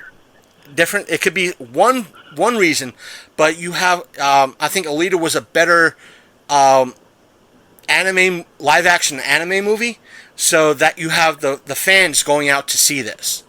So, or picking it up, so that's why it's continuing to be more. I think that's a better explanation. I might not be right. I might be talking out my ass in regards to that. But the other one that's going to cause a lot of controversy in my mind is going to be the What If movie. Yeah. I don't know. That's going to be a little strange. If it's a What If movie or if it's a What If series, I don't know what they're going to do. Excuse me. Well, we'll talk about that in a little bit, or when that series comes out a little bit closer. Yeah, when we get more information, I'll talk about it then. All right, but I'm going to jump gears, and I want to talk a little bit about some geek positivity.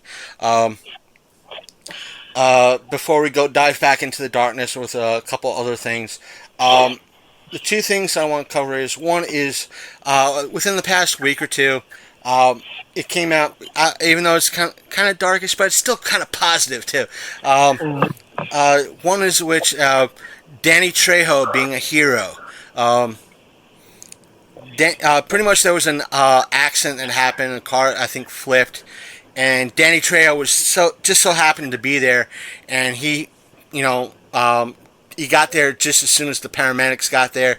He helped pull out a little girl from the wreck, while the paramedics were helping, get the mom out. And one of the things they asked him was like, why'd you do it? Did you, it was a standard, did you do it for publicity? Like, nah. He's like, he was atypical Danny Trejo. It was like, nah, I did it because it's the right one, it's the right thing to do. Two, Right. I wanted to be a superhero. This gave me the chance to be a superhero. Everybody should be doing stuff like this. And Right. it was That's Danny. that, and not to get off the subject, and that's totally the right attitude. How many times have I seen, and somebody said this on a recent video I was watching on YouTube, where there was people getting in a fight. Instead of like breaking it up or like, calling the police or doing what they should do, like try to get these people to stop trying to kill each other, everybody just whips out their phone and starts filming. Yeah, world star. Yeah, it's like, how about you stop the fight instead? Right. Like, stop somebody from getting slammed on their fucking neck and, like, getting paralyzed. It's crazy. Like, I notice that a lot more now. People, they don't want to help. They just want to tape. Right. And here's Danny Trejo. It's like, dude, I just want to help out. Right. I just want to help out. This happened. I just want to be that superhero. And he's like, just chill. Like, just the dude. He wasn't just like, if he wasn't a celebrity, he'd be that dude. Like, I just wanted to help. This happened. I just wanted to get this person out that I was able to get out. Right. And it's Danny Trejo. He's like, and it was like, no skin off my back. I did a good thing. That's awesome. That's to me. It came off of it when you read the article and read his response. It was so Danny Trejo, and it was so chill. And he wasn't being snobbish at all about it, but he was like I should be doing this anyway. You should be. It was like very positive, very. It's something you don't really hear that often. I know it was like couple months ago or a couple years ago. What's his name from Django, who played Django? An accident happened in front of his house. And he went out and it's like I right thing to do. There was an accident. Got to help. Gotta help. It's he didn't do it for Danny Trejo didn't do it for any type of positive publicity. He did it because right thing to do. He was there and did something positive come out of it. Yeah, he just like should be doing this anyway. Right. Well, the really funny thing is, like, people you don't think about that like actually do that stuff all the time that are celebrities.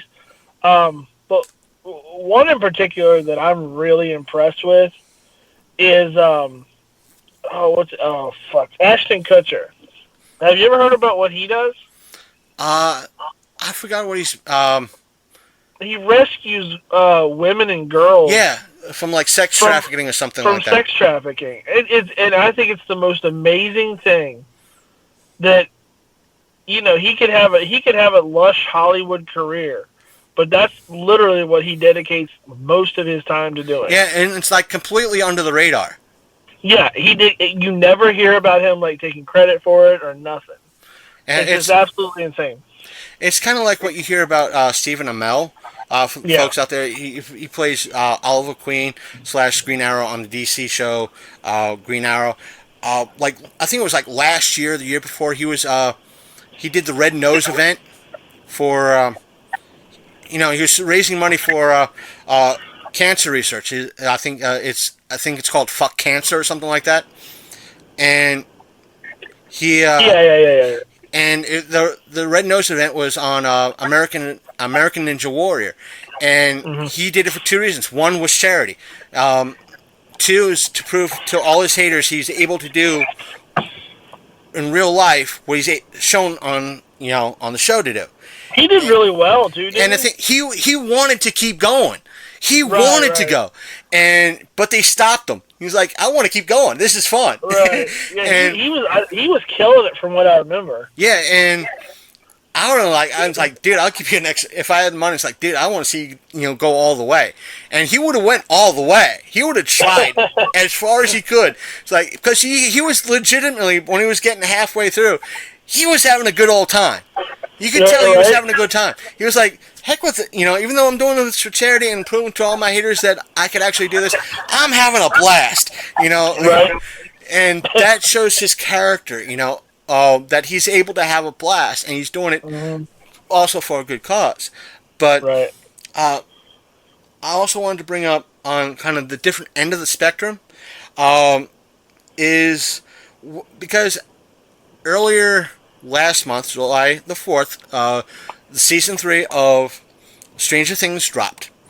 And one of the things that came out from that is that Millie Bobby Brown, who plays 11, and an effort for, I won't say geek positivity, in a way to kind of steer folks away from eating Tide Pods and, getting out of the car while still moving and all that fun stuff. She issued a challenge saying, because of the whole never-ending story duet thing, it's now a thing, why don't you sing, I'm issuing a challenge, sing, the never-ending story song, which I want to say is kind of positive. Like, don't eat Tide Pods, don't do dangerous, stupid stuff, We shouldn't have to tell people not to eat Tide Pods. Yeah, this is true, but she wanted to do something positive, I get it. I want to give her the benefit of the doubt. It's like, I'm just using it for example. It's like, I want to see folks do the never-ending story type of duet thing. I want to see people sing. It's a way of, something safe, something positive, and kind of using her celebrity as something positive instead of, I'm eating, Tide Pods, or I'm doing something stupid. It's safe. It's something that everybody can do. And having good, I want in a way it was her saying, I want everybody to have a good time. And show me how, in a way of her saying, I want you to show me that you're having a good time. Yeah. And what happened was, it came out like within 24, 48 hours of that, the person that played the childlike empress in the original movie came out and said, came out with a video with her daughter singing that song and doing an interpretive dance in response to the challenge, which I thought was kind of cute. Right. Because when they asked her, why'd you do this with your daughter? It's like, well, my daughter was going to do it anyway by herself, and I don't want to do, answer Millie's challenge. So we decided to have like a mother-daughter type of thing with an interpretive dance. I'm like, how can you argue with that? It's, in a way, it's a mom trying to be a mom with her kid. Right. Like what you would do with Caleb. It's like, I want to do something with my boy. You can't really argue with that. Especially if something's safe and both parties are happy and are doing it.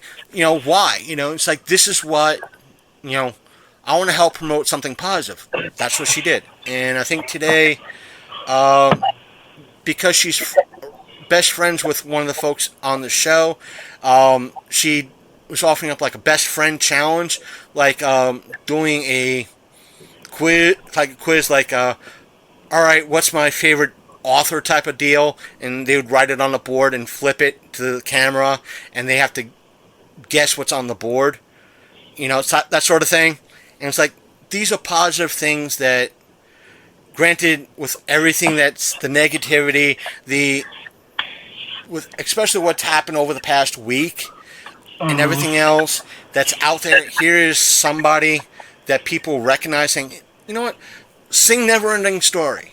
Sing, have a best friend type of quiz, how well you know your best friend. This is what, granted you should be doing this anyway, right? But it's a way of doing geek positivity. And that's what I want to kind of relate and aspect out there and put out there, that, it's not what we report is all bad stuff and, how dare they type of, fists in the air. It's like, what, I can respect what, this person is trying to do. And what was, because I was watching the video a little bit, what I was shocked about was how much of a British accent Millie has. I mean, it's like, what? It's like listening to, watching like Hugh Jackman over the years and not hearing his Australian accent, and all of a sudden hearing his Australian accent in an interview, you're like, wow, I didn't know that about Hugh Jackman. and I'm not saying anything like, I'm not putting down Millie in any way, shape, or form. It's just that, really, it's that distinct. Oh yeah. But in the video, it's just did you watch the season of The Boys yet? No, I don't have Amazon Prime. Oh, that's right, man. It's so good. Whenever it comes out, that you can watch it. Like if it comes out on DVD, you can watch it. But you get to hear Carl Urban using his like actual accent, so it's like actually really nice. It's like he didn't have to like. I'm hoping that, because I've seen Carl Urban as part of this. To me, Carl Urban has been hit and miss with a lot of his stuff, because there are things like he's done with like when he was on that TV show like a few years ago. I enjoyed him on that. I enjoyed him in Dread. I've enjoyed him on a lot of other stuff that he's done, like Star Trek. But there's times like his role in Thor Ragnarok and other roles that it's just like complete mess. So, well, can I tell you this right now? His role as Billy Butcher from The Boys is spot on. Spot on. I think you're really going to enjoy it when you do see it. So it's so good. Part of me does want to check it out, and I also want to check out.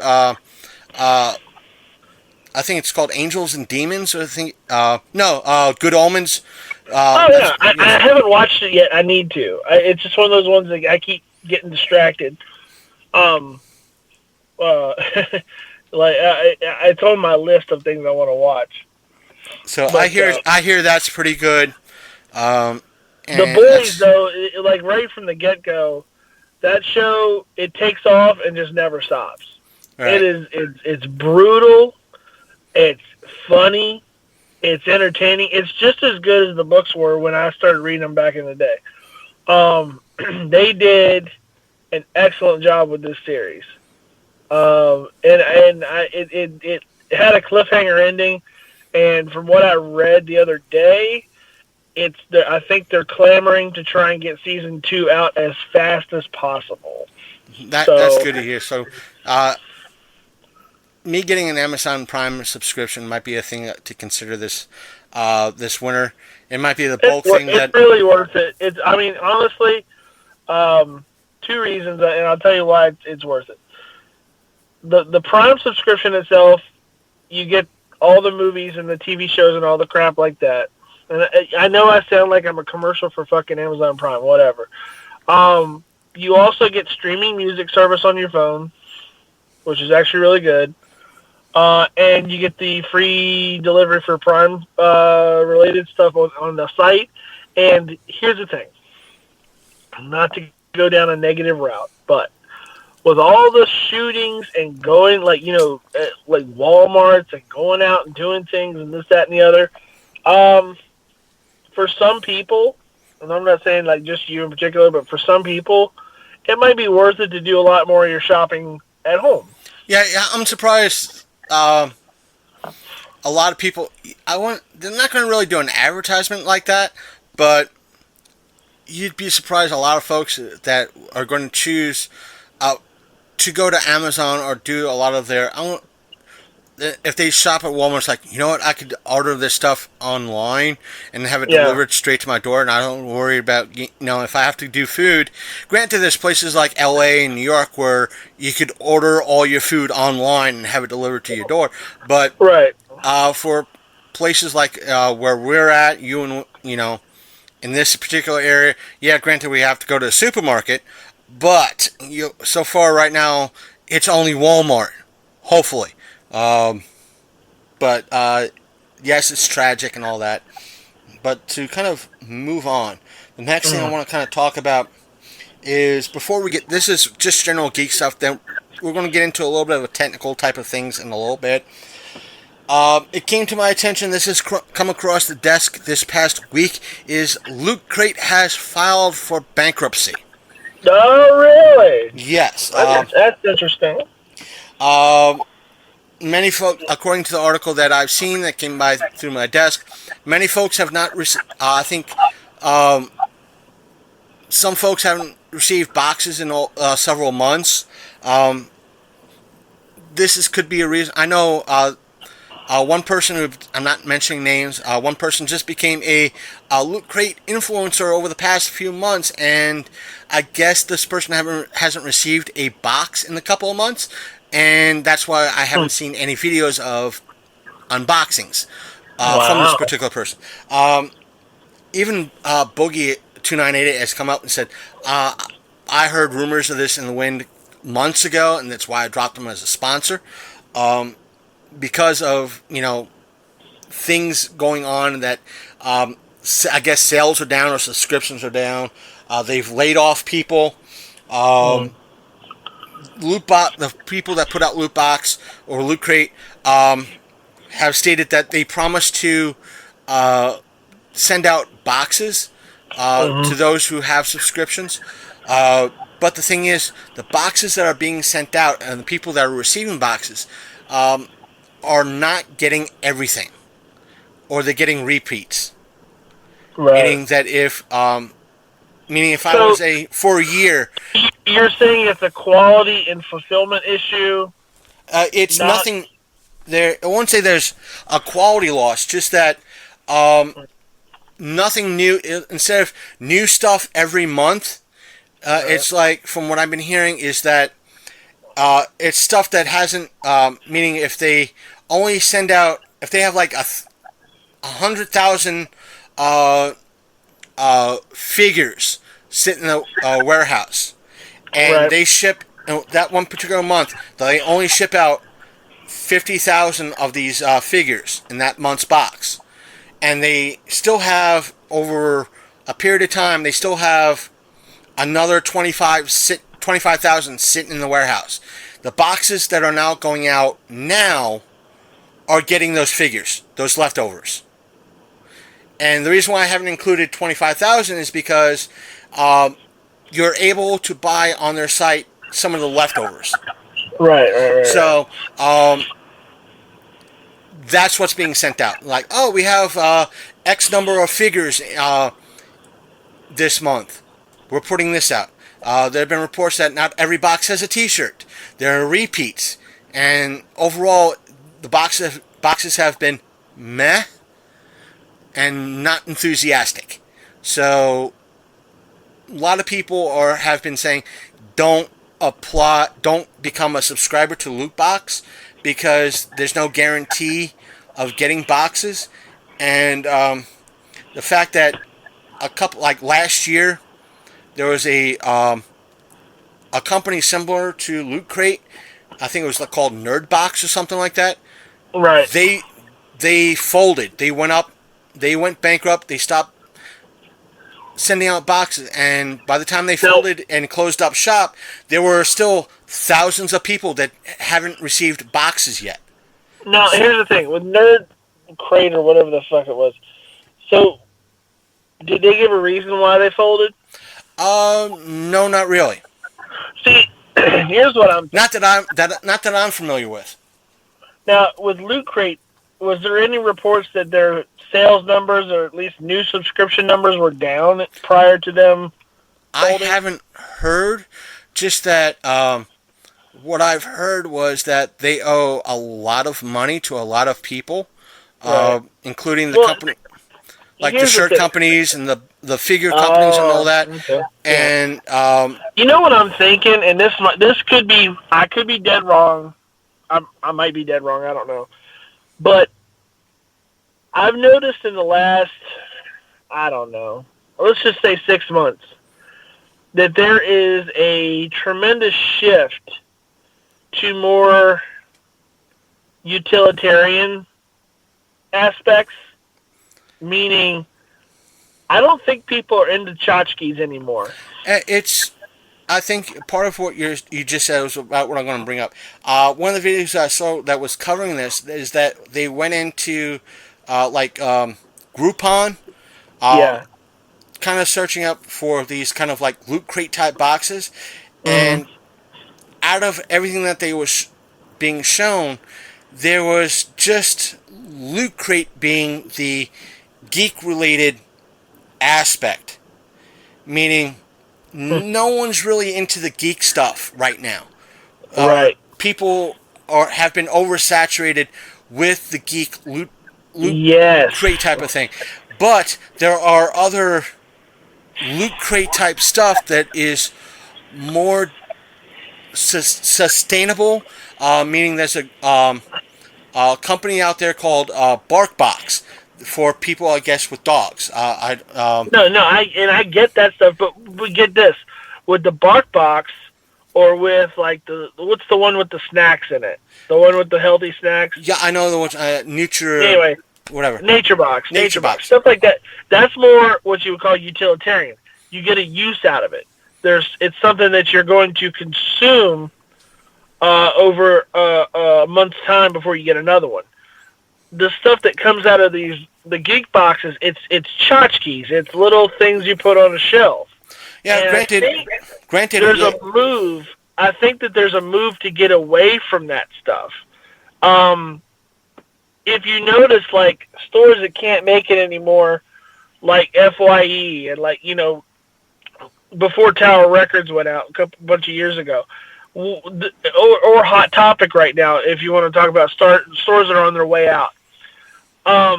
Before they started selling all that stuff, they had a more straightforward purpose. Like they would sell records, they would sell clothes, they would sell other stuff. But I noticed like now a lot of stores that like sell things like where there used to be product, now that you see a lot of like vinyl pops. Like you see those pops everywhere. And it's just a way to make money without actually carrying anything. It's just all this stuff. Yeah, I think another reason is that to kind of go with what you said, it's the aspect of, let's take Loot Crate. The most worthwhile thing in the crate a lot of the times was shirts, a t-shirt. Yep. But if a shirt is valued at $15 and the crate is $20, and it's just a shot, not even a figure, but something that you can't really use a lot of times other than the shirt, then the value of the box goes way down, and not many people are going to pick that up. How many times am I going to get like a keychain or a fucking just some stupid little plastic bauble that's going to go in a drawer? Like, that's why I stopped getting that stuff.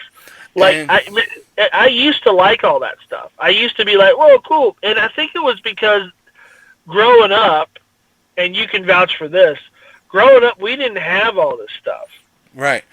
Like not in a million years would they have ever made this stuff. And if they did, it would have been really rare. And when the geek culture kind of like hit its peak about 2009, 2010, I think that's when the companies started going, hey, we need to make more shit. Not to mention, with Loot Crate, they had not just the base Loot Crate box, they had like the Halo box, the gaming box, the horror box, the sports box, the dog, type of pet box. They had the Fallout box. They had the Harry Potter box. They had just like a clothing type of thing. And I think they kind of overextended themselves. Right, they force feed you all this shit that goes along with your favorite movie. So now not only does your movie have the T-shirt, they got the breakfast cereal, and they got like in the Harry Potter case, they got the wand, the figures, the robes, the socks, the headband, the cap, the glasses,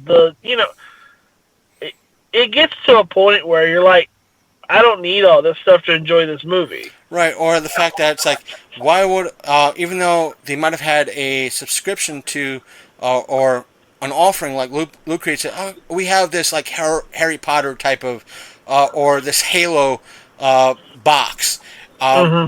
Whereas like, oh, it's just a grab bag.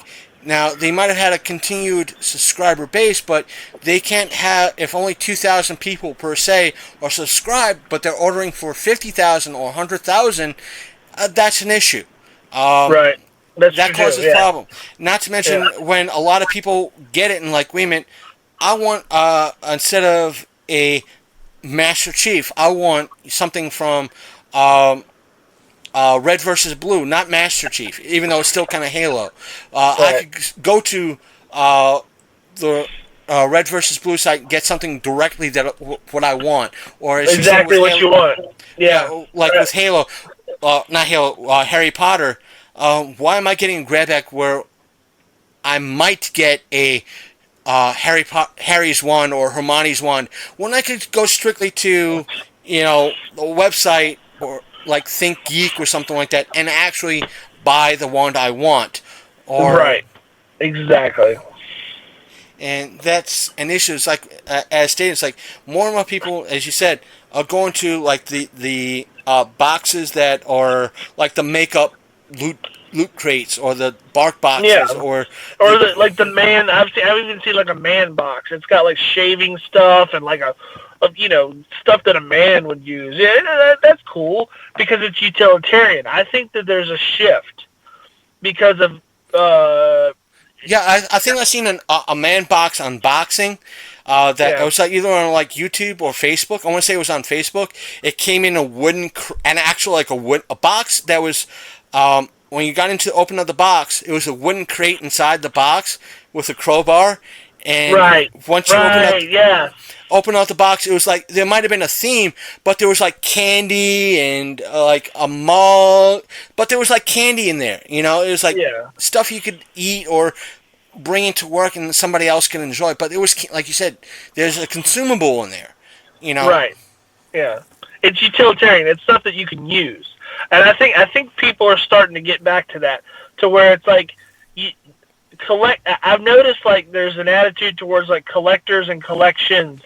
Stuff's becoming super worthless because nobody wants to collect it anymore. It's just it's meaningless. You can't make money off of it. You can't get rid of it.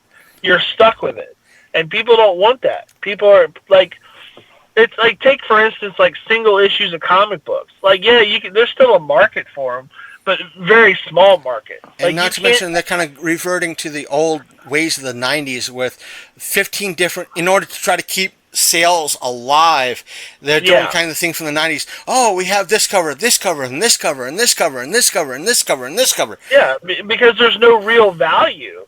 And if the stories are lacking, people just aren't buying them anyway, and the sales reflecting that. It's kind of a segue into the next thing I wanted to actually talk about, but to finish up what I was saying, kind of with me too. I think it might be the same thing, but with it, it's like you might have. I think there's a shift to more utilitarian purposes, and that's why people don't want to be surprised with junk. Right, and there's a difference between that, or as we were saying with like the different comic book covers. There's a difference between going to a shop and seeing all these foil covers or hologram covers and the 15 different covers, or going to a comic book con or a convention like a 4-State or a Wizard World, and they're offering up a convention. I'm not putting down 4-State at all. And they're offering a blank show cover for an issue so you could get a sketch on it. I think there's a little bit of a difference there. A little bit. Not much. Yeah. Because, meaning you could take that cover to someone like Billy Tucci or Ken Hunt and get something completely unique and a memory from that show. Also, while you're at these events and you see someone like Ken Hunt or Billy Tucci or Mark McKenna, please buy artwork from them and show support to these artists. So, because it supports them, you're getting something original from these folks. And I know, I think it was like Jimmy Palmiotti is the one that's kind of said, I don't think he was fully knocking celebrities. Like, you got to buy stuff from the artists. That we're the ones that helped create this stuff. And I agree with that statement. It's like, so, buy a sketch from, Billy or Ken, or Mark, you just buy, you're supporting these artists that actually created great work and do hard work on a daily, weekly, monthly basis, and yearly basis. So, I think you can at least agree with that. No, I agree with it. Yeah, for But, sure. as we said, this is kind of a segue into the next kind of topic. I don't know if the same topic that you were thinking of, but it was, I saw a movie recently on Netflix. I think we discussed this prior to the show, but I think it's a movie that you might slightly be interested in. It's called Jack of All Trades. Oh, yeah. It's about the baseball card industry and how it just went dead into the ground, and a lot of the stuff that's from like the 80s and 90s is pretty much worthless. Because what a heartbreaker too, because you know what's really funny? Right now there's a lot of good superstars in baseball, and you know other sports too, but mainly baseball. There's a lot of good stuff. But if you talk about your last crop of like really good Hall of Famers, Frank Thomas, Ken Griffey Jr., Don Mattingly, guys like that, George Brett, you know, Will Clark, people like that from back in the 80s and the 90s, their rookie cards came out during the junk wax era. So it's really funny. You can get Ken Griffey Jr. rookie cards, Frank Thomas rookie cards, all that stuff, dirt cheap because they're not worth anything. Right, and that's kind of what they were talking about. And one of the things that is like this person, it kind of it's a dual person like documentary. We're trying to get this guy reunited with his dad because his dad divorced his mom and kind of just disappeared. But it turns out his dad at the time was this big sports card dealer throughout like Canada, and the thing is, I'm just even though I discussed it with Big Candy, I'm trying to explain to you, the listener, is that it's this dual purpose documentary, and one of the things that they talk about is I think the '91 Donruss. I think it might. No, it was the Upper Deck with I think the card that was the first card in the series was like Ken Griffey Jr. or something like that. Yeah, that's the iconic when you talk about the fall of baseball cards. That's the iconic rookie card that really signaled the end of the end and the beginning of the baseball card boom. Right. And they kind of talk about the controversy about that, you know, how, you know, one of the things that they start the documentary off is that he's like, yeah, we're talking about this, and I think all these cards that I have from the 80s and 90s that I had from as a kid are actually worth, because that's what we were told as kids, they're going to be worth money, and he takes it to a show, and they're like, yeah, at best, we'll give you $40 for all this.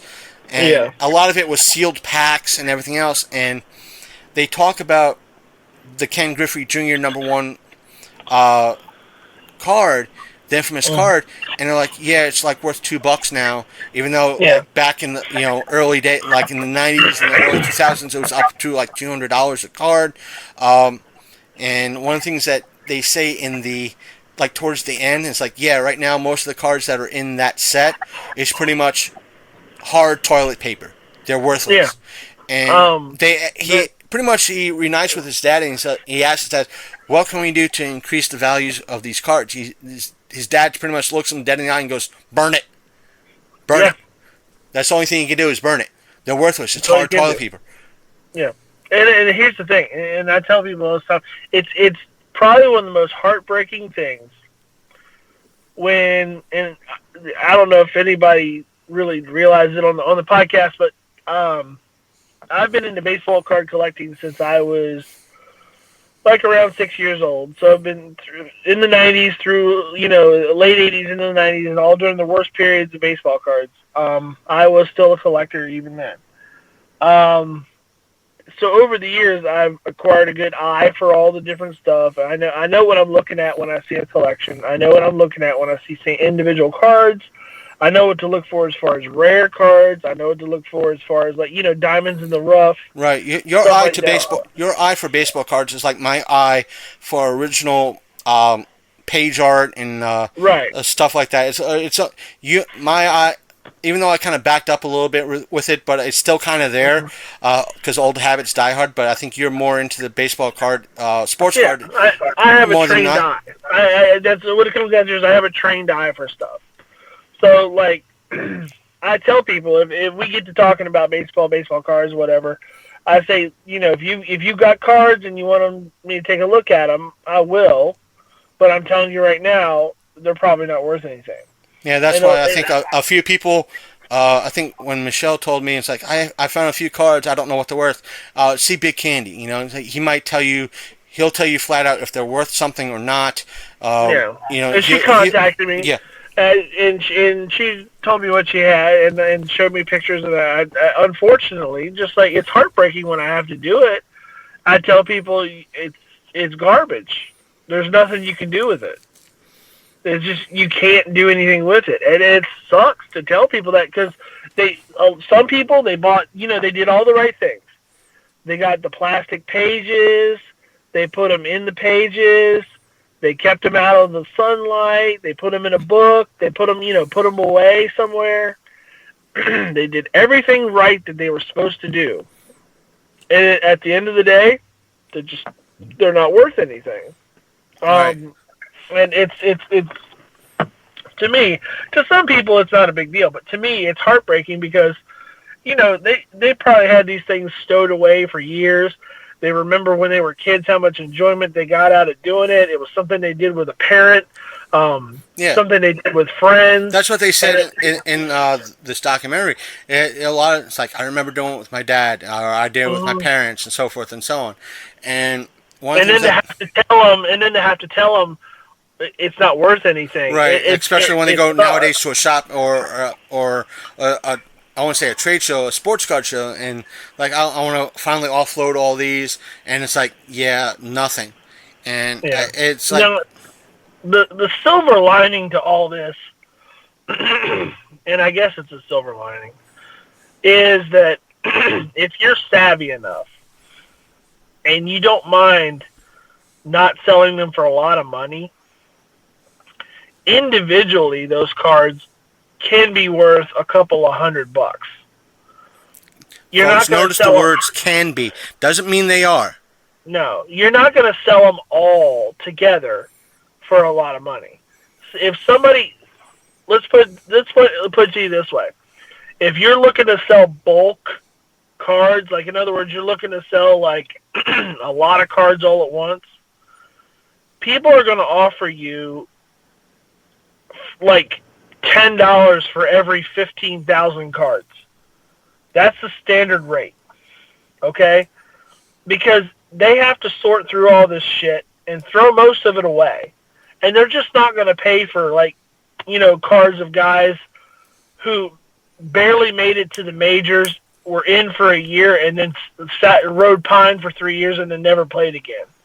And they're just not going to pay for that, especially on sets that were overproduced from 1987 to 1994. We're just, people are just, they're not going to pay for that stuff. Yeah, that's kind of one of the things they also bring up in this documentary is that they go into the rumor that Upper Deck printed, just strictly flat out printed stacks and stacks of Ken Griffey because they knew that this card was worth during that time $200, and they would sell boxes strictly with this card to shops, and have the box in the back, like here's and they were selling it like mad. These places were selling Ken Griffey's like mad to people for $200, $150, $200 a pop. And there was a lot of underhanded shit that went on. That's what they were saying, and Upper Deck was pretty much saying, we never did that, and yet when they finally meet up with the guy's dad, it's like, oh, they were doing that, but they're not going to tell you that they were doing that. No, and there was underhanded shit that went on then, and there's underhanded shit that goes on now, and it's such a shady industry to really get into. To be honest with you, just like with anything, my advice to anybody listening would be, if you enjoy it, do it because you enjoy it. Don't do it because you're looking to turn $1. Don't do it because it's easy money. Don't do it because you think you're going to get rich. Do it because it's something that you like. Because if you do it for any other reason than the ones that I just said, you're going to be sorely disappointed if it's something that you're not used to. If it's an industry that you aren't familiar with, you're probably going to get your ass handed to you by a bunch of shysters. Because that's who you're dealing with when you deal with card dealers. When you deal with like guys that are into baseball cards, these guys are like squinty-eyed, shifty-eyed, fucking like hucksters, if there ever was any. Like, I've been dealing with these dudes for years, and they're just, it never changes. Right. Like, because they got accustomed to that money from back in the 80s, that good card money, you know, when that boom happened, and like, oh man, that's when all the card shops popped up. All right, and now they're saying like very few card shops out there right now, kind of like how the comic scene is going right now. Right. The fact that, you know, right now it's strictly the sports card shows that you see a lot of dealers at, and that's it. Well, and the thing is, for the companies to stay on top, what they've done and what they're going to find out's not going to work anymore, and very shortly, is they still put product into stores. They'll put it into like Walmarts and Targets and stuff like that, all their like low end stuff. But they're started producing like ultra high end product too, which I've talked about on the show before. Things that are like, you know, one box of cards, 5 cards in the box, $600 for the box. Okay, one box of cards, 7 in one pack per box, $1,500 a box. And you're like, wait a minute, what'd you say? $1,500 for 7 cards? Yeah. Okay, well, what's on them? Well, they got an autograph and a piece of a player's uniform. Okay, and they're numbered out of 99. Okay, well, that's great. How many of these do they produce a year? Oh, they do. They do about 20 different versions of this product per year. Just call it something else with a different design. So, where's the value in that? And I think you showed me the video, and it was like, out of this, they spent like $1,500 for the box, and I think the total value was not even $700 or something like that. Nowhere near. Like, to get back to that value, to get that $1,500 out of that box, I mean, you're going to have to pull some pretty amazing shit. And the funny thing is, like, 9 times out of 10, you're not going to pull the amazing shit. 2, like, it's only a matter of time until people look at this stuff and go, what am I paying for? Well, the fact that if things go, let's say, how it was 10 years ago or 15 years ago, with we're going through that recession, and many folks like losing their jobs. Like, I don't have money to, wait a minute, I just spent $1,500 on this set, which could have went to a house payment, and because they just lost their job and they didn't realize it, they just bought this product for $1,500, and maybe a day later or 2 days later or a week later, they just lost their job because of something stupid. Here, think about this. And this is why I don't understand why people pay this much for baseball cards. So, the $1,500 like boxes of cards I'm telling you about. Okay, what else do you know that costs $1,500 like hobby-wise? Nothing. Honestly, I can't think of anything that costs that much money. $1,500. If you had $1,500 and you went to a comic book show, you could probably buy like a really good key issue of a comic book that probably everyone like knows and wants. Right. That's you're talking about Black Suit Spider-Man #1, whatever that issue is. Right. You're talking about like first appearance of Wolverine. Like, you're talking about like stuff like that. That sled, like, or if you walk into a show with $1,500 comic show, you can it's not just you getting that key issue. You could get original page art. You could get original something that's very unique and actually worth that amount of money. And that's what I'm saying. Like graded comics that will hold their value for long periods of time after. Hopefully. Well, they should. I mean, honestly, if you're talking about keys, like key issues, they should. They usually do. But as far as like we were talking about earlier, a crapshoot of like you don't know what you're going to get. It's a mystery box in essence, right? For $1,500. It's just like what we were talking about with the Lootcrate stuff. It is a crapshoot. It is a gamble. It is gambling because you're paying $1,500, but you have no idea what's in that box. There could be a $10,000 card in there, and I've seen it happen. I've seen people pull. It's like a Mickey Mantle cut autograph, which what a cut autograph is where they'll take like say like a canceled check that Mickey Mantle signed back in the 30s, and they'll cut out the part where he signed it, and they'll affix it to to the card. They'll put it in the card somehow, and they'll have like a swatch from his pants and a piece of a bat that he once used. And they'll number it out of like 3. Now something like that, it's going to be about $1,000. At the end of the day.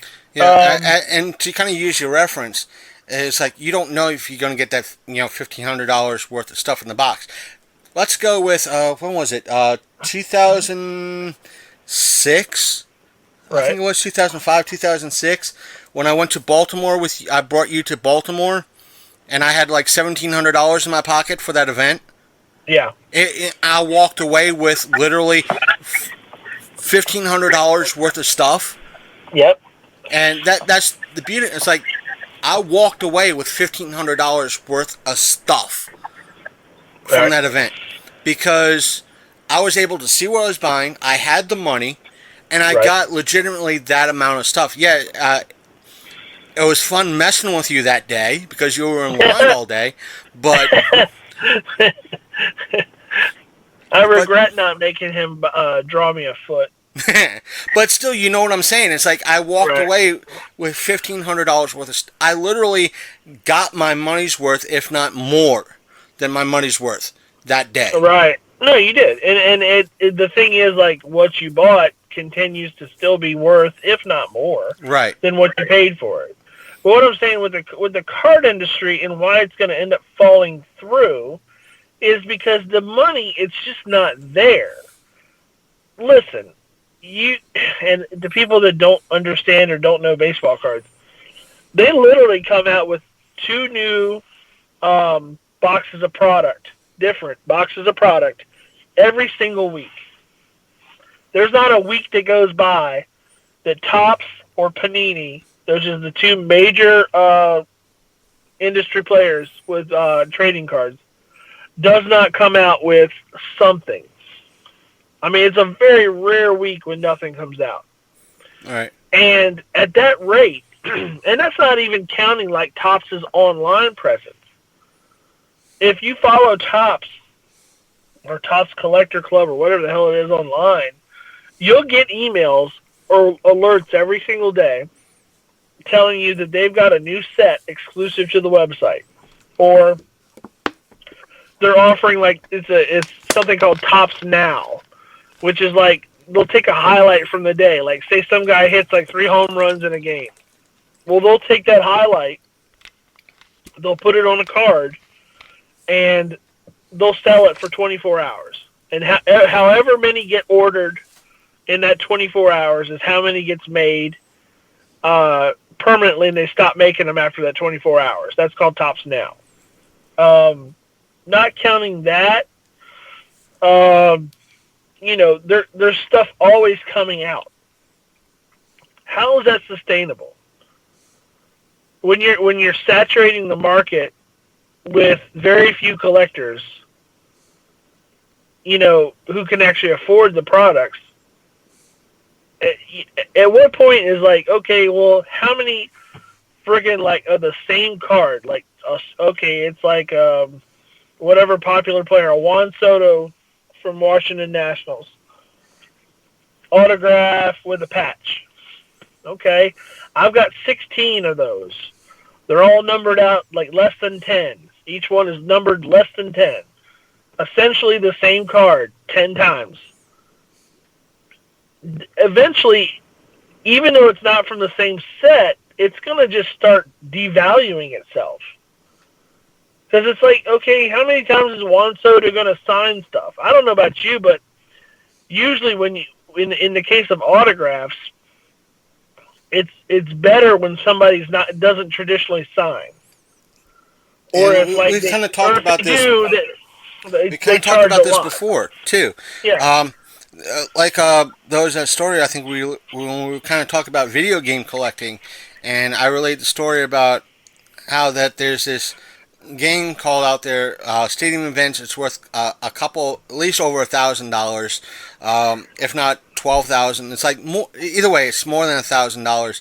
And this guy came out saying he had like 3 or 4 cases of it still sealed, which when that happens, the value already comes down. And right. The fact of the matter is, he got sick. And the reason why he came forward saying that he had these cases of this product is because he got sick and tired of people on a particular forum doing shady deals, doing backroom deals, right. And he came out and said, "You know what? Here's proof that I have this. Number one. Number two, I'm sick of all you doing this. If you don't knock it out, I'm finding somebody and I'm going to sell it to somebody cheap." And they retaliated like, "Yeah, like you're going to do that," or something like that. And he went out, found somebody that really wanted it, sold that person one of these sealed, took it out of the box. This game was still in the box, sealed in plastic. He sold it to him for like $5. A game that's like over $1,000. He sold it for $5. Oh, I'm sure he did. Yeah. And just not because you wanted to make a profit, just to prove like you called me out. Here I am going to do it. Well, there was a case of that also a bunch of years ago with a band. They had released. It was a band called Municipal Waste. They're actually from Richmond, Virginia, and they had released what's called a 7-inch record, a 45. And it was a split with. I can't remember who the split was with. Either way, this thing started going on eBay for hundreds of dollars. And people were like, "Oh, it's rare, it's this, it's that." Like, oh my God. Like, and so people were paying it. Well, the band goes, "No, we've got like hundreds of these things." And they basically made it public knowledge, and they put them on their site for $5 each. It's because I don't know where the information came out that this thing was rare or that somebody just made it up. But they put rare and they put it online, and people started paying whatever the going price was, and they just said, "No, it's not rare. We've got plenty." It's just like with baseball cards, though. Like, it may be a different product, it may be a different year, but how many times are you going to have the same exact concept of a card with the same autographs of the same players? It just, I don't think it's sustainable. I think cards are like whatever's left of the industry right now is it, and then it's going to die out. Yeah, it's already dead. Because what they haven't done and what they should have done is they haven't got kids interested in it. And there's no way for kids to be interested in it. They've made no effort to get kids into baseball card collecting. None. Like, everything is priced so that they can't get in, number one. Your average kid, I say. Like, a kid with money or their parents' credit card, of course they can play the high-end game. But I'm talking about your regular, normal, everyday kid cannot afford to get into baseball cards. It's just not profitable. And the same thing can be said about comics right now too. It's like instead of it being stories and for kids and for everybody, a lot of the writers want to play the get woke game and the agenda game in regards to comics, and a lot of folks, it's like, I don't want to be part of this. I don't want my kids part of this because of, whatever reason. And the numbers they might have a great first issue, but all of a sudden, the remaining issues after maybe 2 or 3 are half or not even a quarter of what originally was started with. And you don't have that same hunt or the same thrill like you and I did maybe 10 years ago or 15 years ago, or even when we were kids going down to the corner store, 7-Eleven or whatever, and picking up a comic book off the rack. There's that's not there now. It's like, oh, you picked up a comic, quickly bag and board it. Don't look at it. Don't touch it. Don't breathe on it. Just put it away. Just put it away. Put it away. Oh, by the way, did you get the other 15 copies? 15 copies of that each with a different cover. Right. How is that sustainable? It's not. And you can't afford it, and it doesn't make the content any better. As far as, like, I remember when, they used to write good books.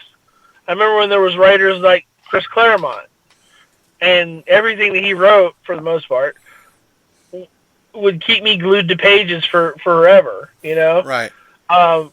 Now, you got people that are writing stuff, and they're scared to write anything, to write certain things because they're afraid of the backlash from some of the people. You got people getting into the industry, and I don't want to get on this tear, but, you got people getting into the industry that they don't write comic books. They write other things, but somehow they got roped into writing comic books, and they're putting a weird angle on characters that have been, like, around for years. Richard Meyer, I know a lot of people don't like him. The guy that does Comics Matter with your boy, right. Zach, Splato, all that stuff. He's right when he says stuff like, you have a character like Wolverine and Sabretooth being represented in a comic book talking like a millennial. Like, oh my God, I'm Wolverine. I like this. Or you hear what happened to Richard C. Meyer, and it's like, why do I want to be into comics? Look what happened with Richard. Even though he could be, through crowdfunding, be making money, it's like, look what happened to him. I make a comic, I might have the bigger people not want me in. Yeah. Well, what's really funny, and I don't know how much you follow him, but I will say this, hats off to that guy. Because, was it just last week? Just last week, there's a system called Comicron that basically shows the sales and the position rankings for books, as far as book sales go, across the nation. And his book wasn't formally ranked on Comicron because it's a crowdfunded book. But by the numbers that he was selling and the numbers he knows that he's selling from the crowdfunding, and you can look at his numbers. He's not lying. He currently has the 3rd highest selling book for the month of July as far as graphic novels goes, with his which one is it? Jawbreakers, right? Book that he put out. And that's without any kind of promotion. That's without Facebook. That's without, having a major player behind him, doing anything. That's with him just doing YouTube and crowdfunding that way. He has the 3rd highest ranked selling book in the nation for the month of July. Well, that's crazy. Right. And it's, he did that himself. So I just want to say real quick, hats off to him. That's quite an accomplishment. I think that's great. To kind of move on, there's 2 technical topics I want to get into. I'll try to make one brief so we can get into the other one because it might be a longer one. That's fine. I've kind of found out in reference to why Star Wars and Star Trek might be sucking. More so, no, other than why... the more popular reasons, and it's the reason why there's a more of a technical reason why they're sucking other than that, and it's more or less the who owns what, meaning from what what I heard was a Cliff Notes version. I'm trying to give a Cliff Notes version of a Cliff Notes version.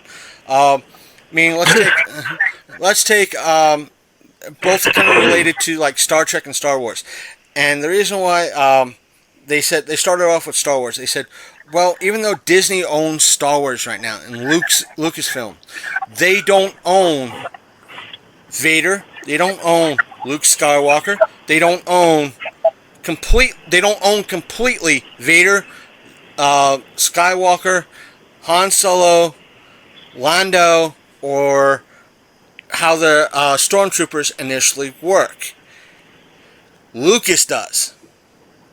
And that's why you see the new type of stormtroopers. That's why you have Kylo Ren. That's why you have, what's her name? You have Rose Tyler. You have Finn. It's because these are new characters. Right. Disney owns these characters. Right. And what was told through the video is that when it comes to merchandising, if they show Vader on screen as Vader, they, out of, let's say, every $1, they have to give George Lucas 90 cents on the dollar. I know it's high, but I'm just using it as an example. They have to give him 90 cents. But if it looks like the stormtroopers in like Force Awakens look different, because they look slightly different from the change, or C-3PO has that red arm, he's now different, they pay Lucas 75 cents instead of that 90 cents. Right. But because it's a different character like Kylo Ren or Rey, they get to keep that whole $1. And right. because the merchandising is not selling, because a lot of folks know Vader, they know Luke Skywalker, they know they know Lando, they know Han Solo, they know these characters, they want to buy that. But Disney doesn't want to sell that as much as they want to, because they got to give this whole chunk to George. And when it comes to like Star Trek, is that with you have the older stuff. I'm talking about Voyager, Enterprise, DS9, the original series, and maybe even the animated series. For the longest time, it was owned by Paramount and CBS under Viacom. Right. And I think a few years ago, from what I was told, I don't remember the date that was mentioned, there was a split between Viacom and CBS and therefore Paramount. And what happened was Paramount got the general movie rights of in essence, the rights to Star Trek. But the older stuff, again, the Next Gen, the original series, the animated, the Voyager, DS9, etc., CBS got that. They didn't know what to do with it, but they had it. They had the rights to, meaning they had the rights to the toys, the merchandising, the T-shirts, etc. But they didn't. They also now had the rights to the what was already put out on screen, including the movies. Now, from what I was told, or conveyed to me through the video, was that when Paramount wanted to do Star Trek again, they didn't have any rights whatsoever or any ties to the old stuff. CBS did, even though, again, everybody kind of parted ways, which means that they couldn't do anything with the older stuff. Meaning, we gotta get Leonard Nimoy in to play Spock. Guess what? 90 cents out of that $1 goes to CBS. They're happy for it. They're getting free money. That's all they care about is the money. So they changed Spock a little bit. Say he's went to a different dimension, and that's what we get. This new universe stuff, the J.J. Abrams stuff, because they could change it. Say it's a new universe and get the complete $1. But it's we have this old Kirk in the new uniform. Change. So instead of giving 90 cents to CBS, we're giving 75. Right. So it's, and the reason why, in essence, you know what this tells me? It tells me that we should. Now, what was that? Abandon these old haunts.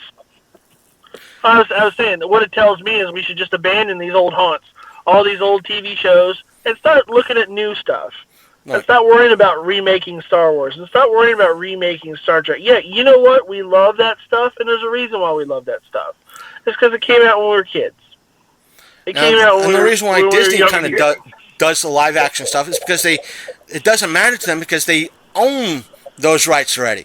So Yeah, the hell with it. You know, the hell with Star Wars. But you know what I'm Star talking Trek. about. It's like when they remake No, I get Aladdin. it. I get it, but I just don't care. Right. That's the thing. It's just like I get it. Why they change it? They change it because of money. They change it because they're skirting around not having to pay somebody for the rights for something. Or they don't They're have also- the complete rights to everything. Or they don't have the rights, and then so they have to skirt around with a stupid script. I get it. I don't care. The problem is, those movies are already made. You know what I'm saying? Those movies are done. The ones that I like, they're already done. I can watch them 1,000 times on DVD. I know you're not a South Park fan, but it's like, remember Star Wars? I remember. Right. Remember Lion King? I remember. Fucking make something new. Make something different. Make But something not Star Wars. I want to remember. I want to remember. There's like 1,000 ideas out there every single day. Make something new. Stop rehashing the old shit. It gets annoying after a while. That's like that meme. That meme. The new Star Wars movies have been good. It's like that meme I shared on my timeline today. I think the missus tagged you in it. It's like, Right. I want to create art today, and I don't know where to begin. And this hand comes out of nowhere, sits the guy down, and kind of forces him to draw.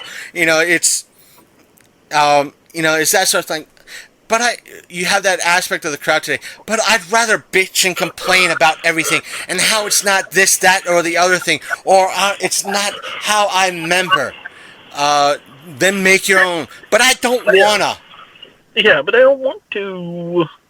But no, seriously, it's just all of it is so old. It's like, just make something new. There is so much stuff out there, like so many ideas.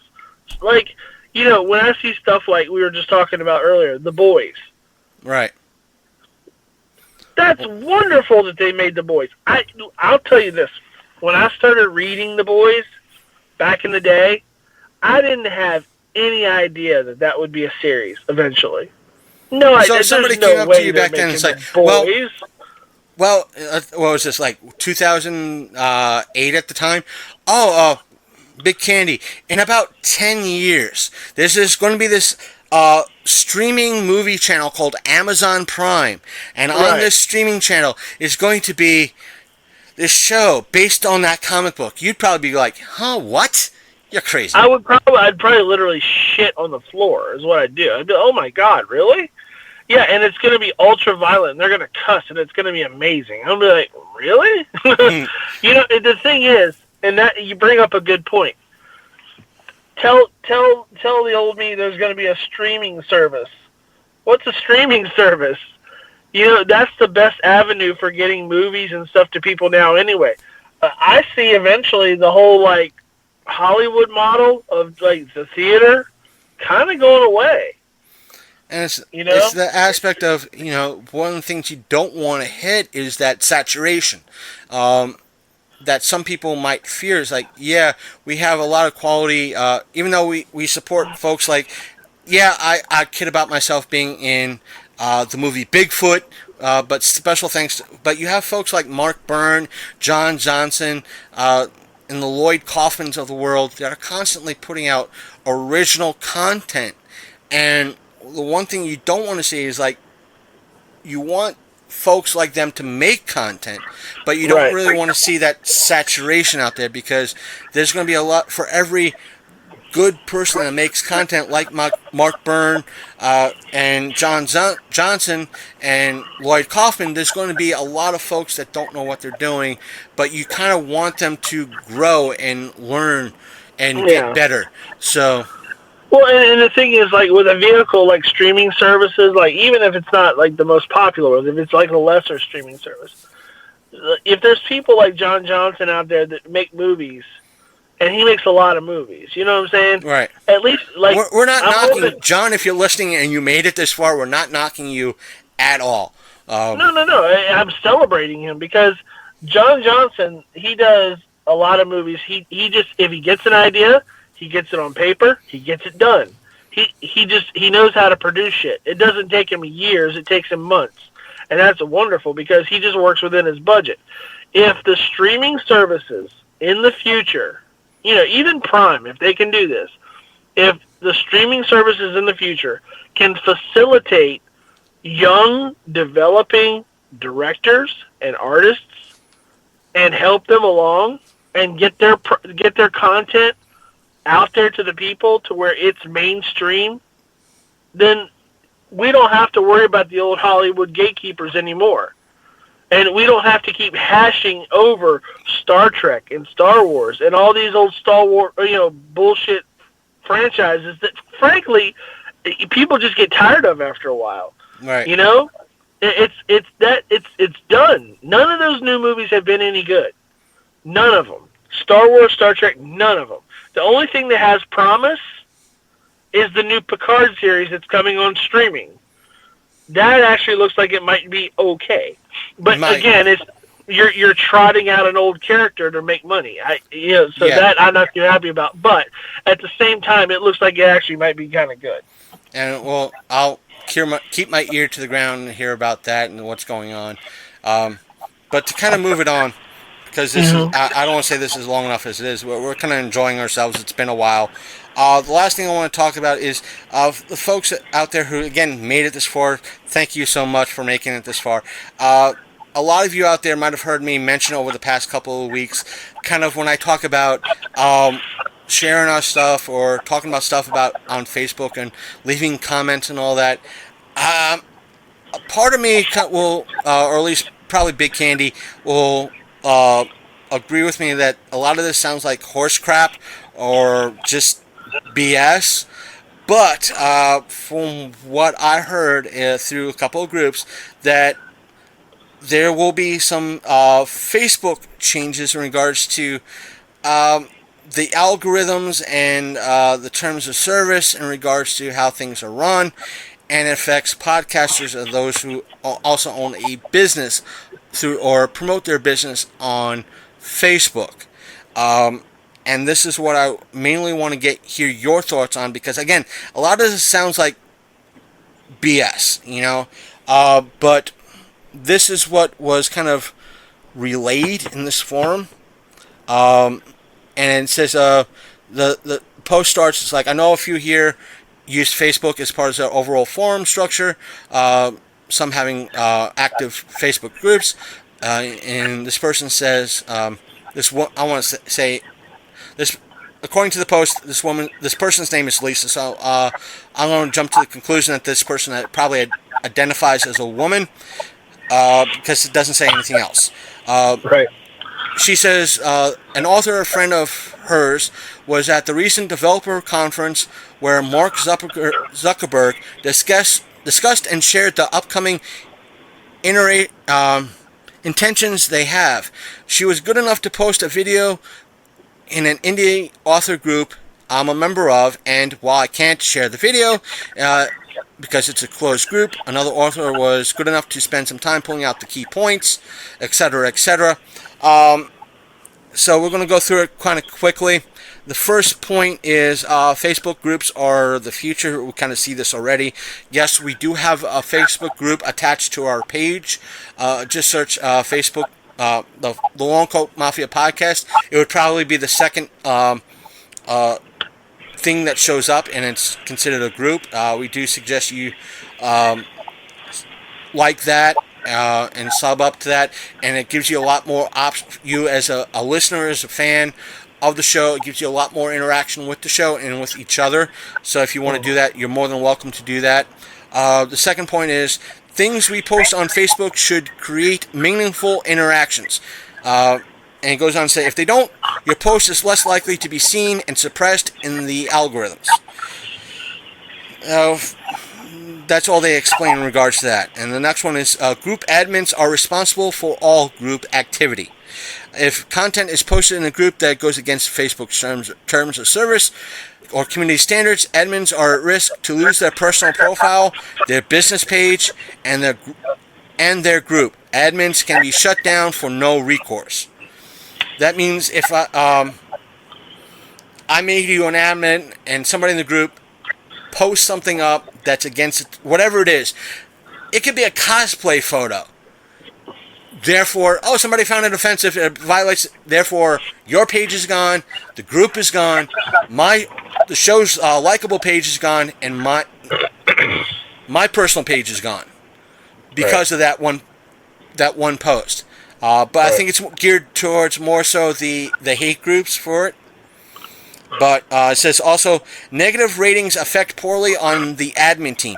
Negative ratings they also included this. If someone responds to the post with the angry face or the sad face, which is included on that, member-reported content, and the number of people who block you, these things also affect poor ratings on groups and suppress reach. Facebook wants the user experience to be positive. Sad or angry reactions tells Facebook that the user is having a bad experience, therefore diminishing your organic reach. That's stupid. If I post up like Julie Newmore recently passed, I post that to the group, people start using the sad face. Oh, they're having a bad time on your page. No, they're reacting to how sad they are to hearing Julie Newmore passed away. Yeah. And you're treating it like they're having a negative time. So I gotta be cheery all the time? Yeah, at the end of the day, where I'm at with it is I'm about to abandon social media altogether. Now, it's sad because I got to do this, use social media to promote the group. And, like, we've had times where 9 people has shared a post. 9 people we'll get into that's kind of addressed here as well in these bullet points. Nobody's seen it. 9 shares. Right. Nobody's seen it. Well, here's the thing. Here's why I want you to hear me out when I say this. I'm not saying you should. You do things the way you think you should do them. I'm thinking about it just abandoning social media altogether for the reason, other than just talking to friends and stuff on there, because it has no impact on anything I do. And if it does, it's negative. So why operate within the parameters that they set for me or a business that I'm running when I could do things on my own and get better results? Any results are better results than I would get on Facebook. Right. Because if I'm operating within their parameters, I'm automatically taking risks of not being able to do anything at all. And without significant amounts of money, I'm not able to promote anything anyway. So, in other words, I'm just screaming in the dark. Right. There's no point in posting shit on a site like Facebook trying to get organic reach when you literally have to pay for it. And the thing is, there's been, like I said, we've had posts like from the library convention shared 9 times. For some ungodly reason, nobody saw it. Yet, like we had the Trigger 13 interview as of this recording 2 weeks ago, or going on 2 weeks ago. 3 shares, over 200 people saw it, and I'm like, what the hell? I mentioned this in the group. They're like, well, it's got to be this, that, and the other thing. I'm like, no, if that's to be the case, that when this happens, I'm getting X, but when this happens, I'm getting Y. Explain it. But I can't. Here's the funny part, and like, tell me if I'm wrong. If you were to do a website for the show, and you still had let's say a YouTube page, because we don't post anything controversial. We're not worried about making money, so I don't care if we get demonetized or not. But if you had a website and you posted video to the website and you posted blogs about what we talk about, or just blurbs of when you update people on news and stuff like that, and you went to shows, like you went to comic book conventions, you went to Paracons, you went to comic book comic book shows, like where or trading card shows or something like that, and you handed out flyers, like physical paper flyers, and just that traffic alone went to the website and checked it out, you'd get more organic reach than you would from Facebook. And the thing is, let's take the YouTube channel. There's 2 videos that I put up previewing the band interviews. 3. Yeah. Right. But the 2 that kind of like have seemingly untouched or unviewed is the Trigger 13 and the Helgamites. Why? Right. Because YouTube suppressed those 2. The algorithm suppressed those 2 probably because one has the word trigger in it, right, and the other one has the word hell in it. Right. Despite the fact that a Helgamite is an animal. Right. And okay, here's an example. In the last month, the people that like my posts that I put up personally are yourself, Michelle, and my wife. Other than that, it's like nobody sees what I put up. Or they don't care. But that's the thing. It's like you could post something up today. And I supposedly have over 200 friends on Facebook. I want to say the same. Let's say the same thing here. You're telling me out of 200 people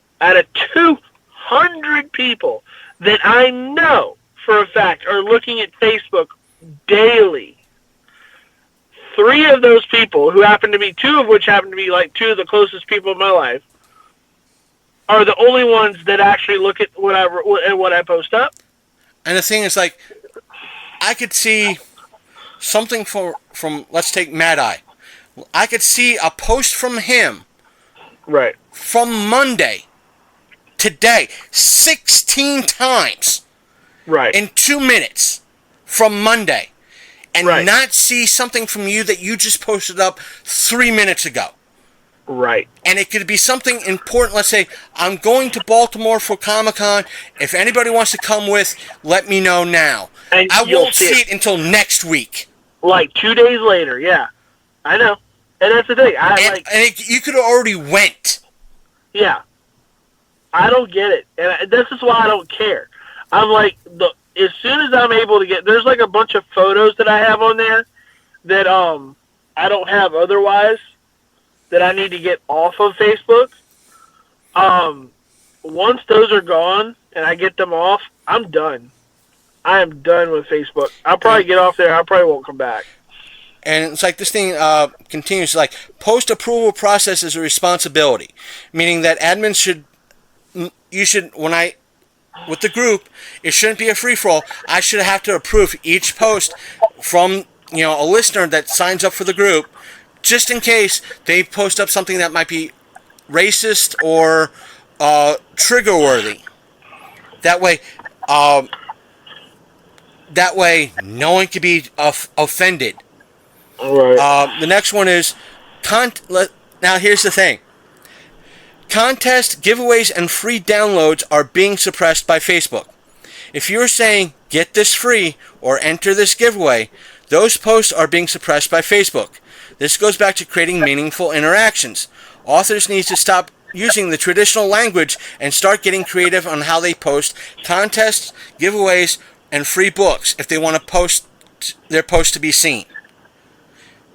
And that's the thing with podcasts. They tell us have contests, have giveaways, have meetups, have this to let folks know that you're to engage your listeners. And here's Facebook in every step of the way telling you, guess what? We're not going to let you do that.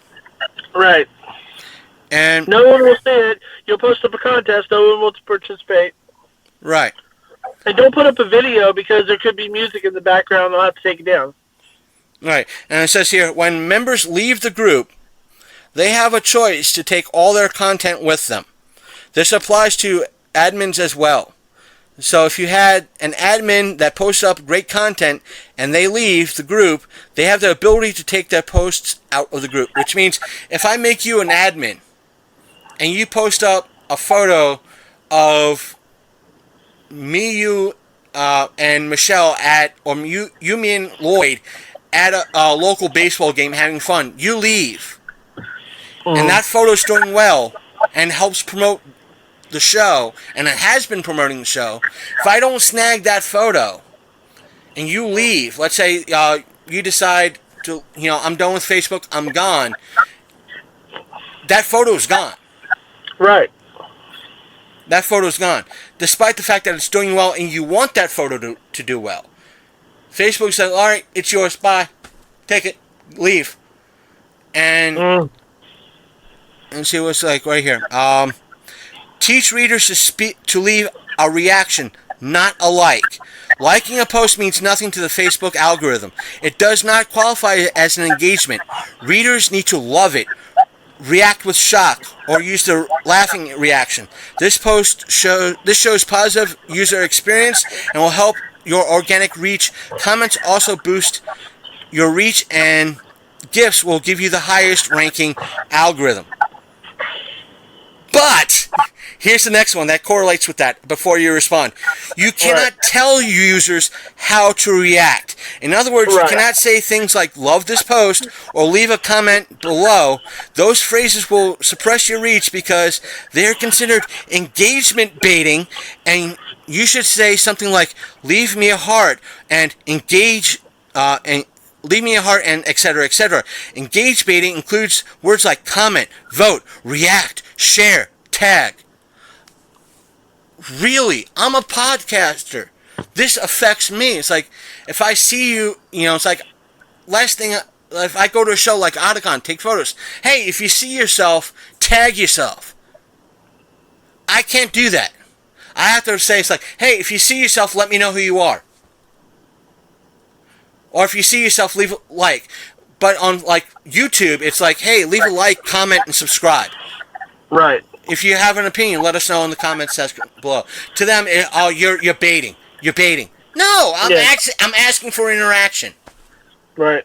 I have to. That's why, even though I'm kind of doing this, like, let me know your thoughts down below. Oh, I can't say that now. You're literally. Facebook is literally saying right here. You're telling me what to say. What they're doing is they're corralling you. They are corralling you into having to go over to put some money down and pay for people to look at your site. That's what they're doing. They're corralling you into spending $100 to get or reach that way, because there's no other way to get it. You can't say anything. You can't do anything. You can't talk to people. There's certain words you can't say. There's certain phrases you can't say. All of it does nothing but put you down. It doesn't make any sense to keep on with this shit. Right, and it goes on, and it gets worse. It says sales posts on your page and in your group should be less than 20%. Facebook doesn't want an abundance of buy my book posts because they don't create meaningful interaction. Which means, hey, if I decide one day to have a Teespring, or hey, let's buy some merch from the show to help support. I can't do that because it's more than 20. Could be more than 20%. It's like they want to do it more and more harder for us to succeed, and it says it goes reduce the number of admins in your group. Again, this goes back to admin responsibility. The group admin should be you and only one or two other limited trusted sources.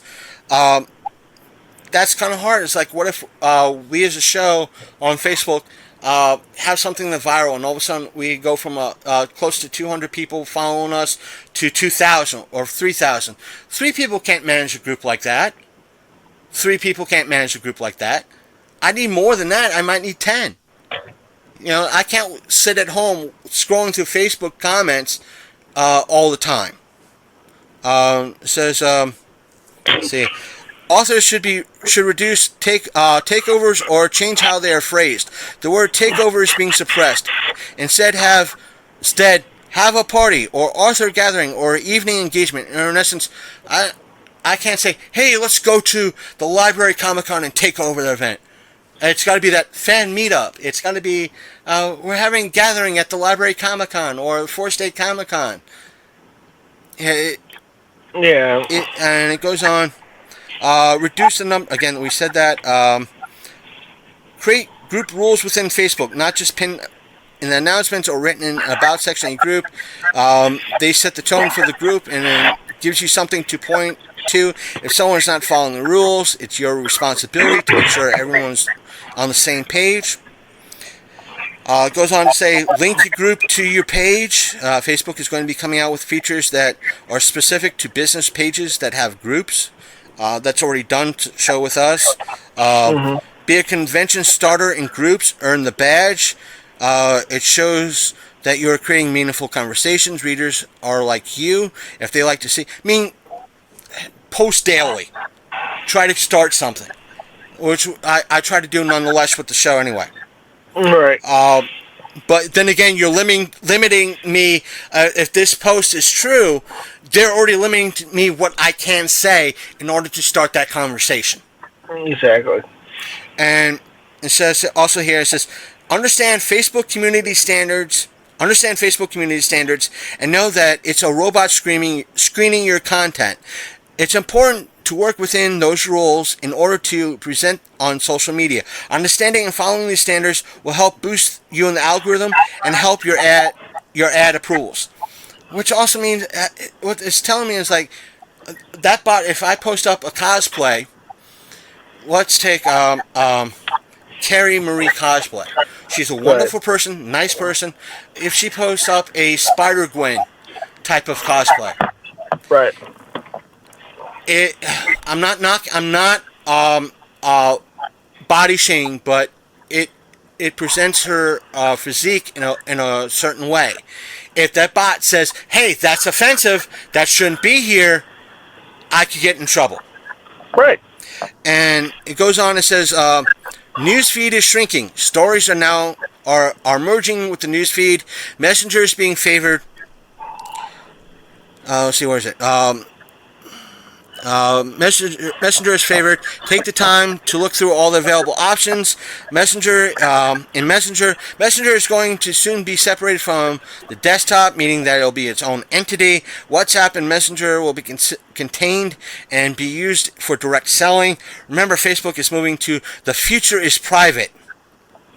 Again, limiting how we reach new listeners. Right. Again, this is what you're bringing up. Ads are targeting the new avenues. You can no longer have a small budget for Facebook ads and expect to be successful. You need to understand targeting, or you'll be wasting money. Start testing ads in other ways that are not on the newsfeed. Again, if you're someone like us or Josh or Geek, not Geek Shop, Geek World Order, Randy, that might not have thousands upon thousands of dollars a week for advertising. This hurts us. This literally hurts us. Well, and you know the worst thing is I should be able to share your page and get organic reach within our community of friends. But that gets up. It won't even let us do that because it buries my post even in my own friend circles. Yeah, I'll get to that. It's like that's being mentioned in this, and it goes on and says, going live is no longer on Facebook's radar as an organic algorithm place. If you didn't go live often before, this is good news for you. You're one of the who utilize it a lot. You'll need to find other ways to boost organic reach, which sucks. Yeah, it sucks. Well, here's the one thing I will tell you. Well, I can tell you this off air. I'm not going to tell you on air. All right. It says also it goes on. It says links and posts can be determined to be. It says here links and posts can be determined clickbait or something that flags the click gap signal. The click gap signal is measuring of inbound and outbound link patterns of a site that is being linked out from Facebook. Facebook will reduce the reach of a post if the number of clicks from Facebook is higher than it is in other areas of the internet. And in other words, if more people are going to your website via Facebook versus organic Google search, your post will be considered clickbait or spam. Facebook will suppress it and or shut down your account. While that might not be true, that's what the algorithm will see. So if I'm trying to promote through Facebook and Twitter because my little show isn't getting that much of a reach through Google, they're going to see it as clickbait and spam. Yep. Again, way to go, Facebook. Yeah, no. And it goes on to say... worthless. It is a worthless tool anymore. It says... it really is. Facebook is tracking the link funnel. This means that Facebook will follow where the link is going. This could also trigger the link gap signal. Authors should send people to their newsletter or their website, as opposed to Amazon or iBooks. Here's why. Your website is controlled by you. If a reader clicks on your Amazon link, and they'll find your book, your reviews, your bio. You might think everything on your Amazon page is completely in line with Facebook's community standards. No naked covers, no foul language, no etc., etc. However, also bots and sponsored books leading to another book that does violate the community standards is also being analyzed. If the click gap signal happens to fall on a page with questionable content, your reach is suppressed and your ads could be denied, even if you have no control over sponsored Amazon links on your page. What's more, the clip gap signal can flag you for the reviews on your books. If a reviewer does negative keywords, bad language, etc., or your reach was... So basically, if somebody listens to our podcast, leaves a review somewhere saying, "I really like your fucking show," guess what? Banned. I get issues because somebody said that. Or, it correlates with something on iTunes that, let's say for something ungodly reason, something racist pops up next to it because, it correlates or there's some remote thing to it. Guess what? Because of that, I'm kicked off because of these stupid things. Now, it goes on to say the next one. Facebook now has the ability to scan images for content that violates community standards. Be careful with those erotic book covers and steamy teasers. Again, when I go to an event, or someone like Randy goes to an event, we take pictures of the cosplay. If someone is in that skin-tight, form-fitting suit, the bat will say like, "Oh, that's steamy. Sorry, can't do that. It violates the community standards." And it all goes that, like, those things are vague. And it says, I guess this aspect of it is going for the hate groups. It says, groups deemed harmful on Facebook will be shut down. As per the statement put out by Facebook, we identify and remove harmful groups, whether they are public, closed, or secret. We can now proactively delete many types of violent content presents in groups before anyone reports them, and sometimes before a few people even see them. This is a reaction to the New Zealand massacre. Unfortunately, some people live in the romance book where they're being targeted by words found by bots. Again, because we might have an opinion against Star Wars. We don't like that. That's hateful. We get taken down. It could be that extreme. Thank you, Facebook. And this is what you were kind of saying before. Sharing is not caring. Sharing your page to your timeline / newsfeed is against the Facebook terms of service. By dropping your page link in a sharing is caring post, you're putting yourself at risk to have your account shut down. Sharing posts made on a page you are the admin of is also a no-no. Facebook wants page content to stay on the page.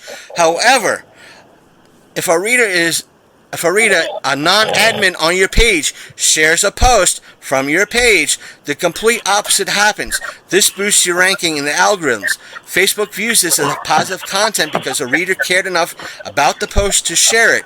If someone comments on that reader's shared post, you get a higher boost. That's bullshit. Again, what was I talking about earlier? Have 9 shares. No one sees it. So much for that shit. Right. So if I share something because I know people want to see cosplay or want to participate in what we post up. Sorry, can't do that because I'm an admin or I'm the person in charge of everything. Yeah, no. It's functionally stupid. It says, then it goes on to say, don't limit yourself to one platform. Stories, groups, Messenger, and ads are where you need to be on Facebook. But but you should also be on other platforms. Yet they're kind of telling you don't be on other platforms, because if you be on other platforms, you're screwed. Yeah. It's the whole thing is you're screwed either way. Unless, like they said themselves, unless you're going to be willing to pay higher money, Right. you're never going to be seen. What a shit way to corral people into paying for shit. Right, and it's like, what a way to see less content.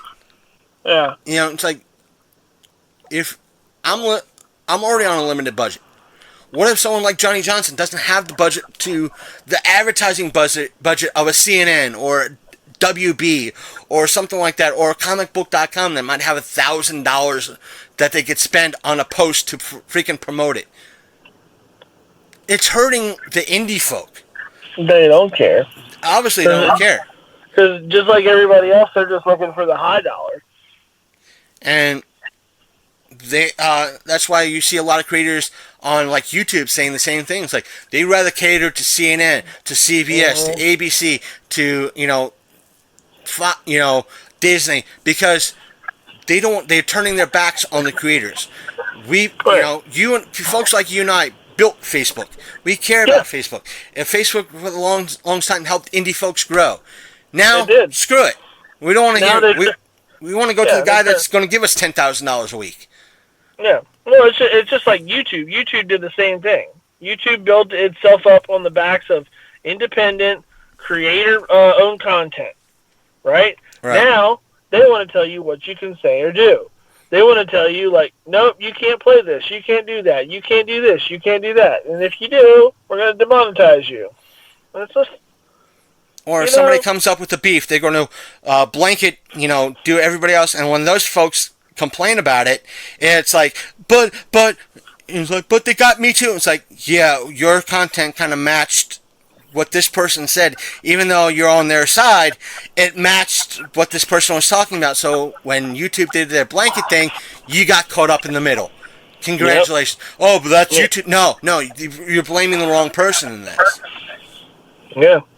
Honestly, I don't know. All this social media shit, it's getting out of hand now. It's getting to the point where it's just becoming owned and controlled by people that are greedy and they want money and they think that that's how they're. What they did was they painted like businesses into a corner. Right. So, you got people that have used Facebook for years. They put the logo on their signs just like we did, and we use it as a tool to promote our show. Well, now they're like, oh, well, since you want to use our tool to promote your show, it's going to cost you a whole bunch of money. You know what I'd be fine with? I'd be fine with paying a subscription service to Facebook, if that's what they want, to be able to post up all the content that I want and have my stuff come up on a regular feed. If that's how they want to do it, fine. No, what they'll do is they'll charge you a subscription service and still charge, tons of money so they get even more money. Well, they would do it in depths. They would be like, there'd be a basic subscription service, there'd be premium, and then there'd be business class. I know how they do it. But you know what? At least it would be honest. At least it wouldn't be all this bullshit where I have to fucking skirt around a bunch of shit and not be able to say and do what I want to do because of their stupid fucking algorithms, because somebody or some ad might get offended. And, it's just like, I would rather pay you money so I can put whatever the fuck I want on your site, and not have to worry about somebody's fucking shit opinion. I can just put out what I want to the people I want to put it out to and not have to hear repercussions about, have my page shut down because somebody saw something that made them cry. It's like I post up, let's say I post up a photo of, I do an interview with a cosplayer, and because they're on, they're in a form-fitting outfit, somebody gets offended. Right. Even though, it's like, hey, I have no qualms with this. I had a wonderful...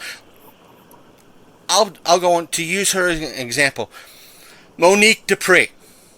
Yep. Wonderful person, strong female, very fun to talk to, very intelligent, the whole 9 yards. We had a wonderful conversation with her at show-wise, but I could post up a photo and it's like, hey, we just had a brand new conversation with Monique, catching up with what she's doing. And because she could be something that's showing her cleavage, which she's proud of. Right. Somebody gets offended by it. Right. Because of whatever reason. I get kicked off of Facebook because somebody got offended by how she looks. Really? Yeah. So see how that circle works? She's proud of who she is. She knows exactly who she is, and she creates her own content. You try to support that, somebody gets offended by you trying to support a creator-owned, content. Isn't it wonderful?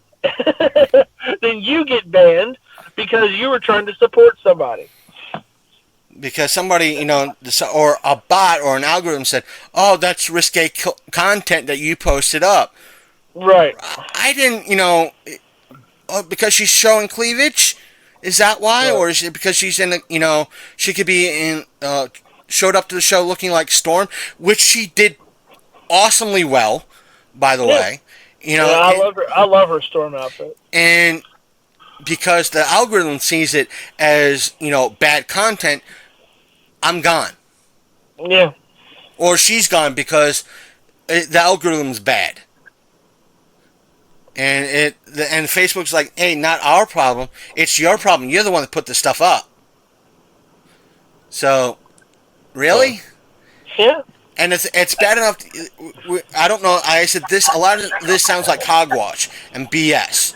And the thing is, it's bad enough. Like with the app, I go to tag. Let's say, like with the interview, it's like I go to tag the Helgamites or I go to tag Don, so they can help share it. Facebook won't let me.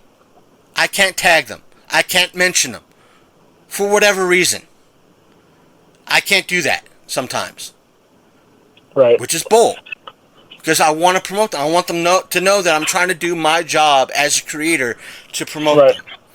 And, even direct messaging doesn't work. Right. Yeah, that's a good case in point because look what happened, a couple of weeks ago or something like that? I messaged you, are you going to be this was like when we did our last hostful or something like that. Yeah. And I messaged you like 3 times, like you agreed that day. It's like you're going to come, and all of a sudden, I just got the messages today. Right. Yeah, just got them, and I was like, okay. Well, that, and if you do the thing where you like invite somebody to like your page, or you share something or share it directly to people's pages, you know how you can do that. They'll get you for that too. They'll say that you're overdoing it. You're doing too much. Stop. You ever got that message? Not me, but I think Michelle's gotten that a couple times. Oh, you posted too much today. Yeah, you posted too much. Stop. No, because what it is you're trying to skirt the system where you have to pay to do that. No. Basically, like if you make the effort to actually physically do that, you're doing too much. Sorry. It's sad. It really is. It's bullshit, and it's over, and people really need to just get the fuck away from it and stop doing it. It's a sad thing. It's like. Here's what I was going to say earlier. I think I can say this online on air. I mean, we've talked about it enough at this point. Right. When you go out and you have your table at places. And I've told you this before. Now more than ever, you should listen to what I'm saying.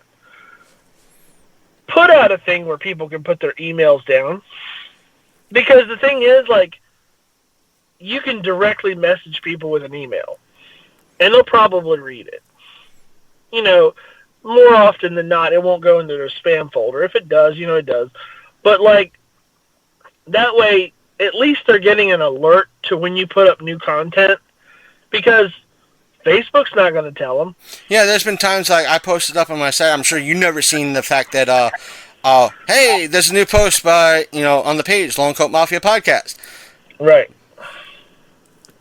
But, like, really, you need to get an email list. And there, like I told you before, there's really good programs out there now that can corral all that information. Like, it'll take all the emails that you load into it, and all you got to do is put up the post of like what put a link to the post, put the content of what you're putting, and just hit send. It'll send it to everybody in that box, that you already have listed on there. It won't be all CC'd. It'll be sent directly to everybody, and it's just a way of doing it all at once.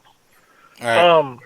And that way, at least you're skirting around this bullshit Facebook algorithm shit where you're trying to get organic reach, and you can't get it. At least you're getting the reach of the people that you've actually talked to and commented on and like had them sign up for emails. At least you're getting the people that want to see your content. That actually are getting it on time. They're seeing it. They're and maybe they'll even tell a friend, or you never know. Right. But it's just why play this fucked up game with these people that have abandoned their core audience?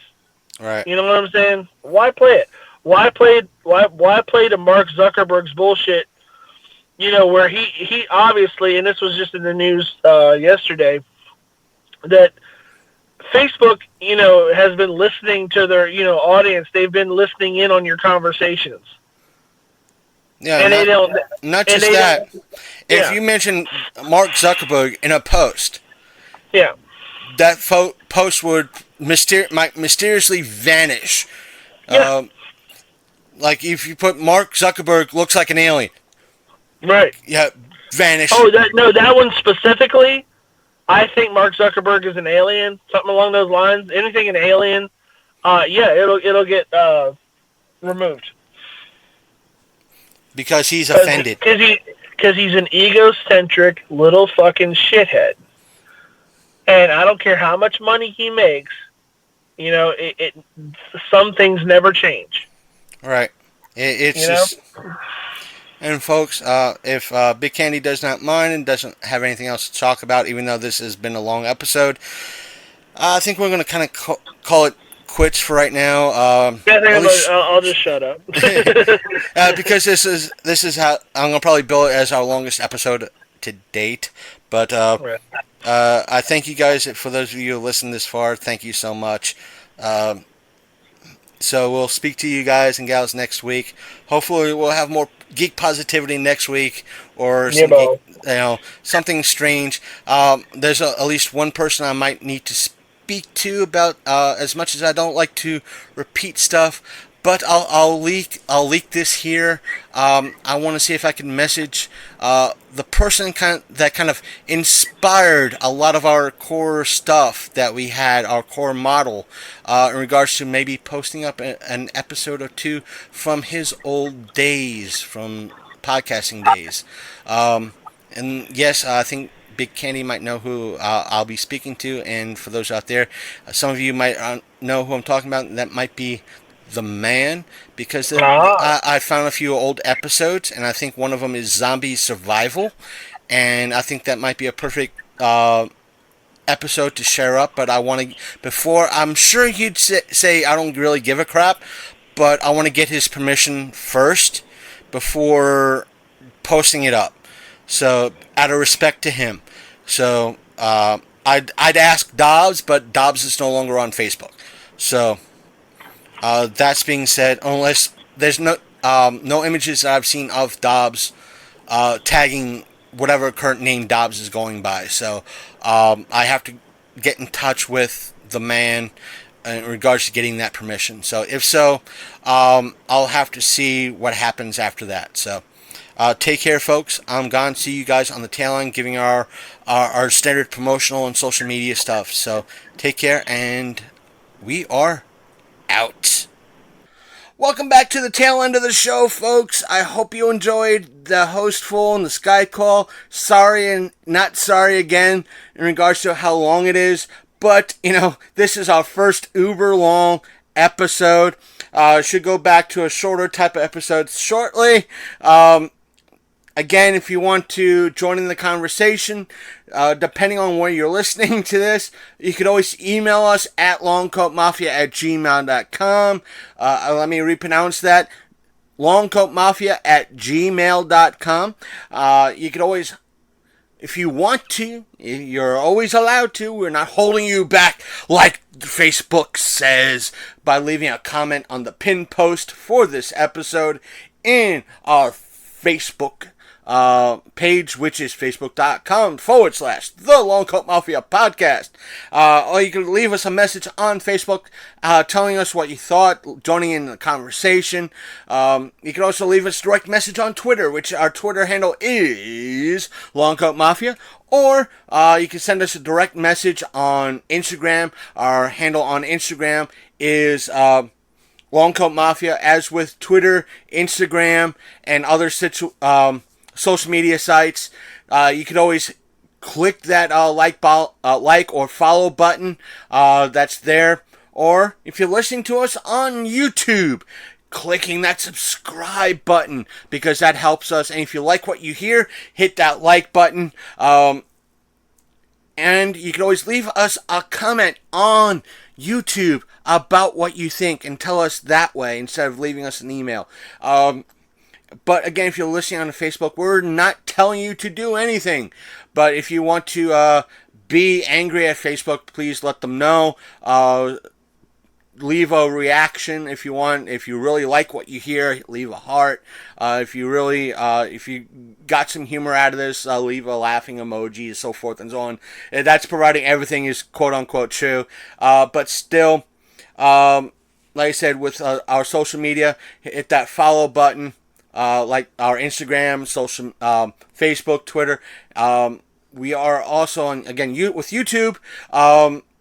Just search for Long Coat Mafia Podcast. Right now we have about a whopping 17 subscribers, and hopefully growing.